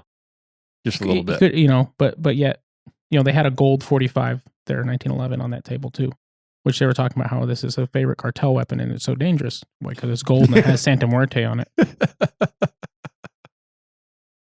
Yeah. Right. Yeah. That gun can carry 7 rounds. Yeah. Right. Right. Yeah.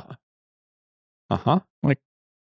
Anyway, it's a whole they don't even understand the things that they're so afraid of and trying to regulate. And yet, if we remain divided on lesser important topics like who's most ethical, yeah, and should we bear bait or not, should we be able to hunt with dogs or not, should we, be able to use night vision and thermal, use night vision and thermal, If we remain so divided on that, then we lose sight, and the people that know nothing about what's going on up here except that they don't like it are going to win. That's the problem. It's kind of the condition the rest of the country's in. I totally agree. Being divided on every topic. I completely agree. And it's, Yeah. And in the midst of that, we get overreach. When there is nothing to unite, division comes easily. Yep. And we have the common bond as hunters Mm-hmm. that we all enjoy the same thing. At the base, at the root of hunting, we all enjoy game meat, right? And we all love the pursuit of game, and we all love being out in the environment that it takes to pursue that game. Right. Every hunter has that in common. Because you can take upland, old man, upland bird hunter, right? Older guy, most of the time, cow, right? Okay. And he's not just that, but you take that guy, that's all he does. He's got his pointer dogs, right? He's got his bird dogs. He is into that. Yeah. He does the shows, he does everything. And then you take your backcountry sheep guy, and that's what he's into. That's two ends of the spectrum, yet they can still. There's hunting is you got to find your common ground. Understands, and I think that while I'm not an upland, okay, I guess I've hunted some grouse, but that doesn't. I don't feel like that really counts. But I could still sit down and have a conversation and get along with and have common ground.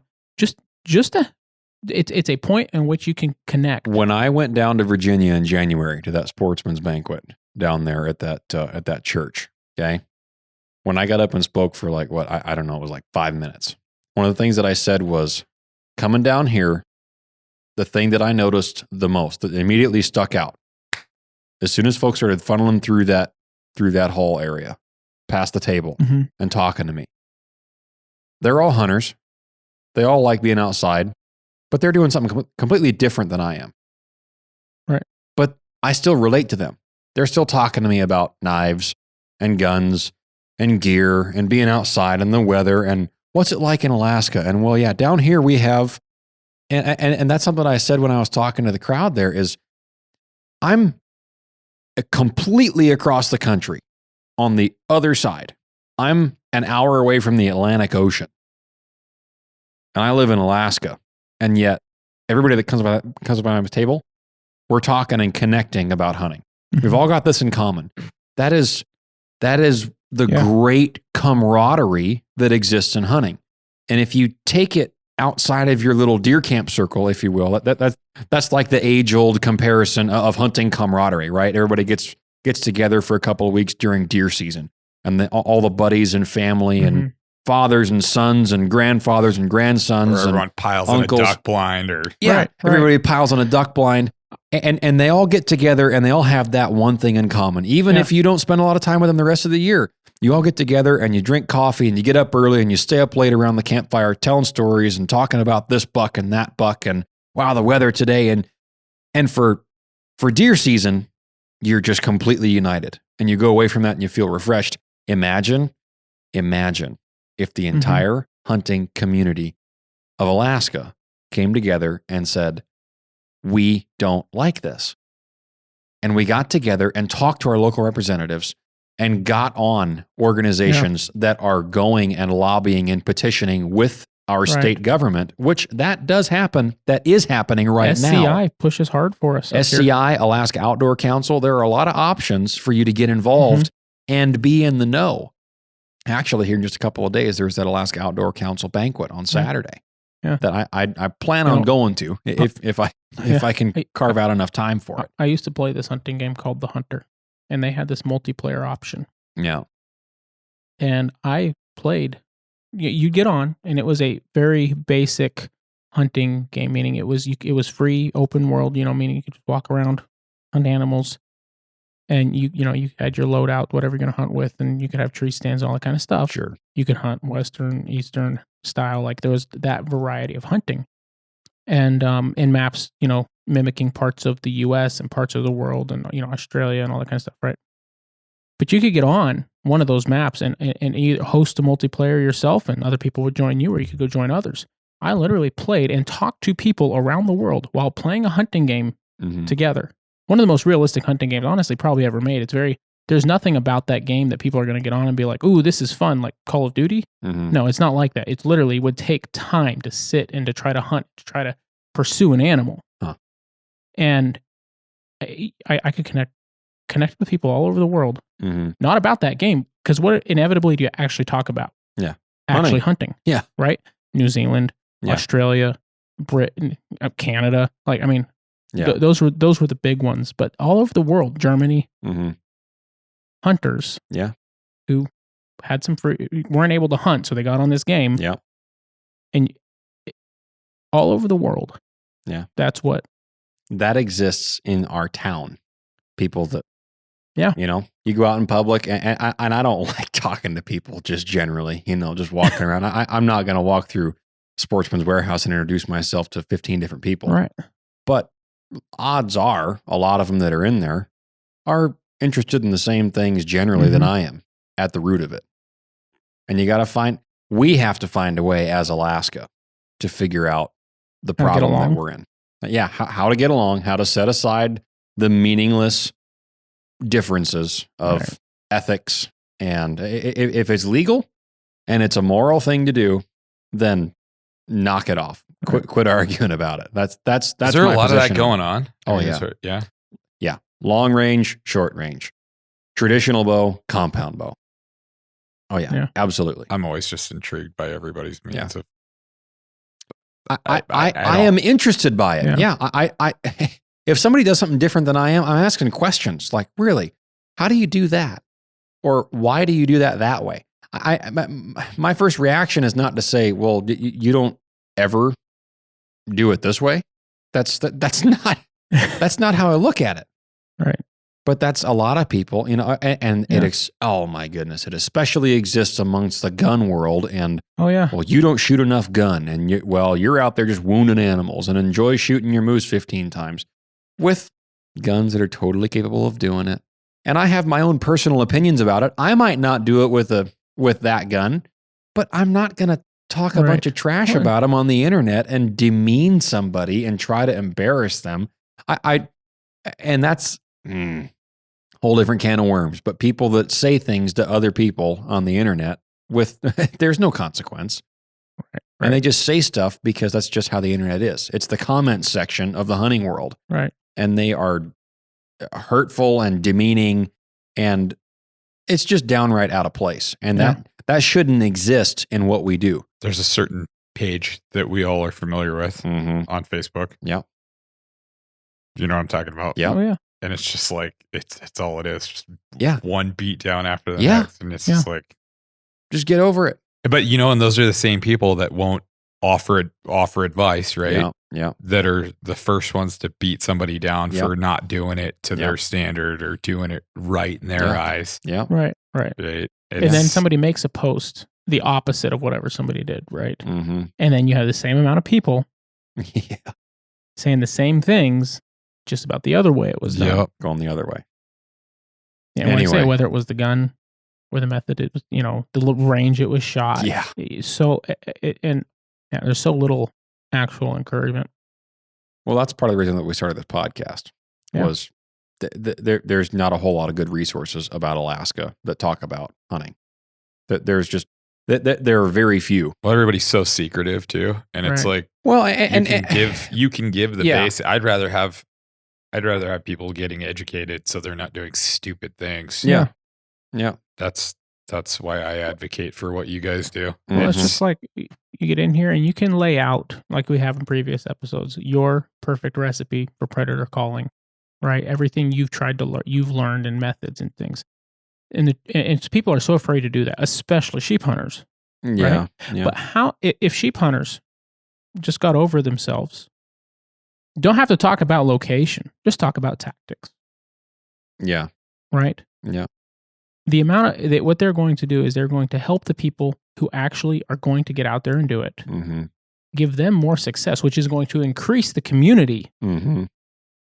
That's going to fight for keeping that availability. Right.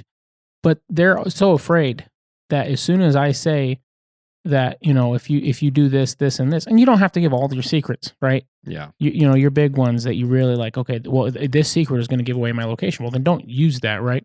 But you can give just advice, and getting on and talking. For one, it's going to bring people together just being able to listen to you talk about it. For two, it lets these guys who wouldn't have had success now have some success. Yeah. Right? It takes them from not seeing any sheep to seeing sheep. Yeah. Or it takes them from not finding or not even knowing how to judge a sheep to learning how to do that and shooting less small sheep, because they've actually been able to talk to somebody about this instead of this, old or young guy being completely unwilling to share any information. Yeah.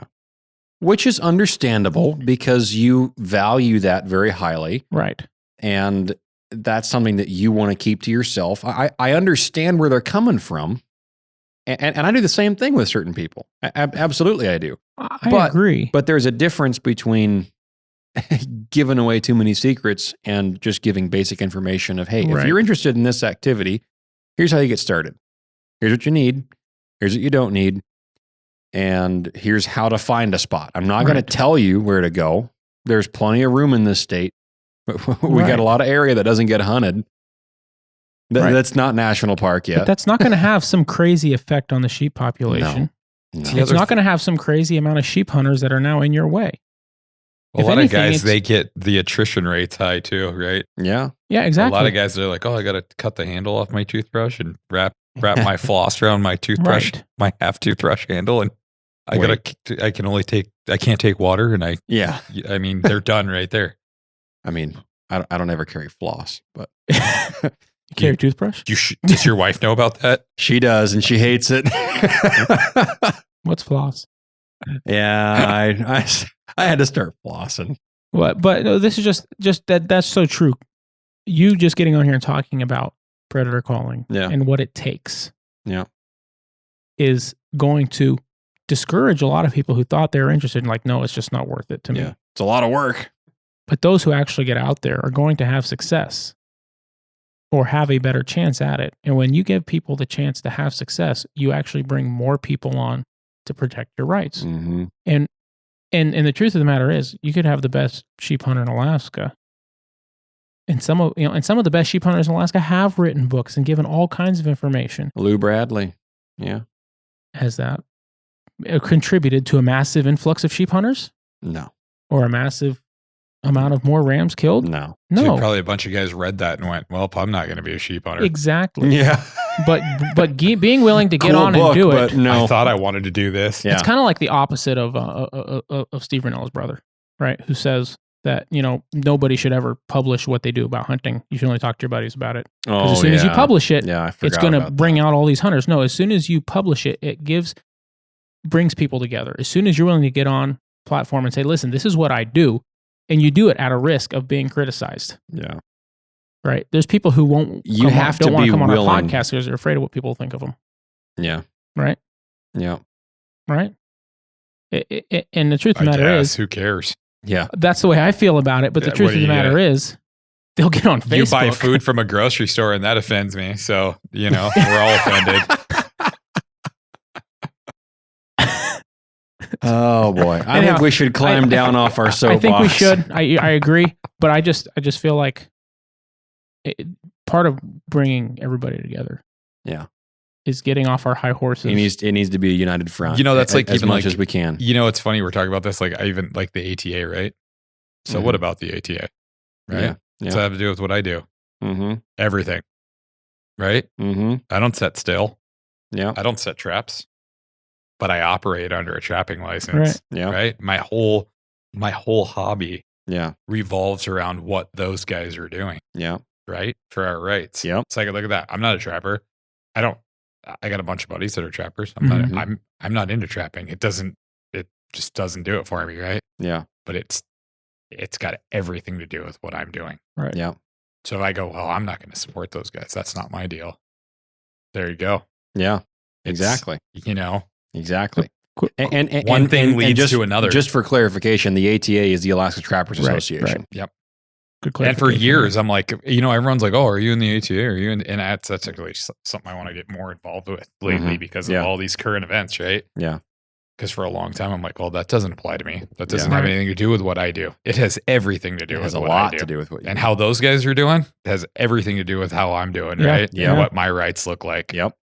right? You're absolutely right. And it's just, you know, I got a bunch Yeah. of buddies. They're always like, when are you coming to a meeting? And like, Yeah. the older I get, the more of this I watch. I'm like, It's time to get involved. make some time. Yeah. Yeah. Yeah. Yeah. The other side is plenty vocal about what they think and what they want. Oh yeah. And we're not. Well, they're a lot more motivated too. Mm-hmm. They're a lot more organized. Mm-hmm. Yep. They get things done. Right. It's because they're not out hunting all the time. Well, and you know why too. Also, but for them, it's so much of it's based on emotion. Right. Well, if you try to take hunting away, I'm going to have some emotions involved. Right. That's- but when are that's your gonna be a emotions going to be problem. involved? When the law is passed, or when you see the law about to be passed, their emotions are involved every time they see a picture of a dead animal. Your emotions are involved. You don't care what they think That's until fair. it affects you, That's fair. and that's why they're all organized. We don't. You know, Yeah. you can set up if you've got two countries and one's secretly putting their army together, right? The other one's doesn't care what that other country thinks about them until they get attacked. Mm-hmm. And then all of a sudden they care, but now are they ready to mount a defense? No, because they didn't know they're going to get attacked. Hmm. That's a simple explanation, but Yeah. that's really what happens in so many of these kinds of things. That's a whole other can of worms. I think it's the same can of worms, but Well, I came from a very anti-hunting state, yeah. anti-gun. Yeah. I didn't grow up around any That's of right. that. I forgot about that. Yep. A lot of people forget that. A lot of my Yeah. buddies forget that about me. Because you're such the It's opposite. just, yeah, I mean, you know? it's even people I know criticize me from back home. I mean, Yeah. they're just like, Yeah, that guy's just going off the rails. You see Yeah. all this dead stuff he posts. Chris It's is like the mad trapper of I Alaska. think mad trapper of Chena I River. also think we kind of live in a bubble up here because even Yeah. the I people agree. who in other states are anti-hunting, that political side, Mm-hmm. who most other states and most other places aren't pro-hunting, Mm-hmm. or if they are, they're very, very limited in the hunting that they're for. Yeah. Up here, many of them, they themselves are some form of a hunter. And if they're not against it. They don't see anything wrong with it because so many of them have grown up around it, Yeah. or they've been around it long enough to realize it's not what they thought it There are was. a lot of just neutral, passive non-hunters in Alaska. Yeah, That there are that don't they- have a problem with they it. understand that it happens and they just deal with it. But a lot of them don't have any No issues interest. with it. Yeah. And they're just not interested. Like, yeah, Yeah. I see it happens. Yep. Not interested in it. But I'm fine with it. Yep. I don't think there's a lot of other. There are other places that are like that, Yeah. Yeah. but we live in such a bubble, especially in Fairbanks, Division is popular. where And if you're not one thing, then you have to be the Right. other. but where That's what is being where the driven. liberals own guns is Fairbanks, Alaska, Mm-hmm. right? Yep. They're That's 'cause they're your liberal dog- on everything else but that. That's because your dog team might get killed by a moose. Right. I don't know if that guy was a liberal or not. We're not saying that, but I'm just making. I know you're making an Jeez. example, but but we live in such a bubble because we are very, very free here. yeah. And so much of what we do is unaffected by what anybody else thinks. Because while I have my strong opinion and the guy that lives in Fox has his strong opinion, we don't really care as long as we don't interrupt each other. Yeah. As long as Right? you don't. Because he's not going going to try to take my hunting rights. Right. Right. Yeah. And I'm not going to take his right to fly his Bernie Sanders flag. Yeah. So we don't care. Right. But a lot of people who don't live here do care. Mm-hmm. Anyhow. And people who live here do, but we don't get marches and we don't get anti-hunting marches here. There's a lot of people that are anti-hunting here, but that's part of living here. Mhm. Yeah. You're just like, you better Right. tolerate it. Yep. Keep it to yourself. Right. The people who really can't stand You're it. not going to leave. win. Yeah. Most people who really can't stand it leave. You just go to Canada. So Yeah, you're right. we've had people come running into call sets and stuff with air horns. And Oh, really? oh, well, of course. No kidding. Do they know that's illegal? But when's it been enforced? Take a video of them. When has Force it. when has anyone ever been convicted of interfering with somebody's hunt? And I'd like to know the case. Huh. Good question. I When mean, has- there have been when people has- that have gotten in trouble with tampering with traps. Who's been Yeah, that convicted? happens. That happens a bit. But there's been a lot of people that have interfered with people's hunting activity. But who's ever been convicted of that? I'll have to do some research on it because I don't know. Like, we've talked about this with bear baiting, right? Mhm. I come in, I sabotage your bear bait. Yeah. Even if you have me on camera, what's it take to get a conviction, right? Yeah. No, What's it take? yeah. I hear what you're saying. We don't really have a lot of pull. Yeah. All right, folks. If you'd like to leave us a good rating on whatever platform you're listening on, give us a 5-star. We'd appreciate it. If you'd like to write us a review, we'd appreciate that too. Help get this podcast in front of more people. Help us get a bigger voice as we continue to grow. Thanks for all your support. And if you'd like to shop from any of our sponsors with our discount codes, you can find that on our partners page on our website, thenorthernhunter.com, where you can also use the contact button to email us if you have any questions or statements or comments about the show that you'd like to email us directly. We do our best to respond. And I suppose without further ado, we'll see you guys next week. Thanks for hanging out with us for this conversation. Chris, thanks for joining us. You guys, We'll do her again soon sometime. heck yeah. It's good to have you back in the office. I'll chat about bear bait. Maybe something next time. Less heavy. Yeah. I mean, this was nice and lighthearted it was until it until got the end, heavy. yeah. Until I started talking about salmon. Yeah, really. Come on, man. Why? That's all it takes. Come on, man. Come on, man. Give me a break. All right, folks. We hope you like this. We appreciate all of your support. We'll see you guys next week.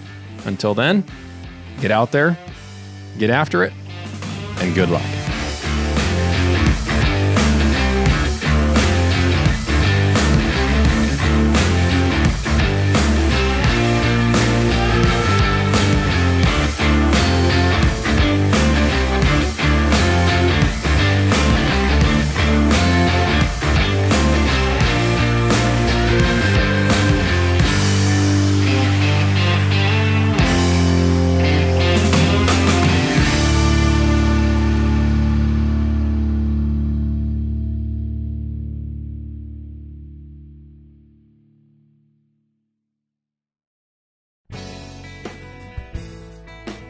All right, folks. We all know that one of the most common mishaps in hunting is damage to your rifle scope.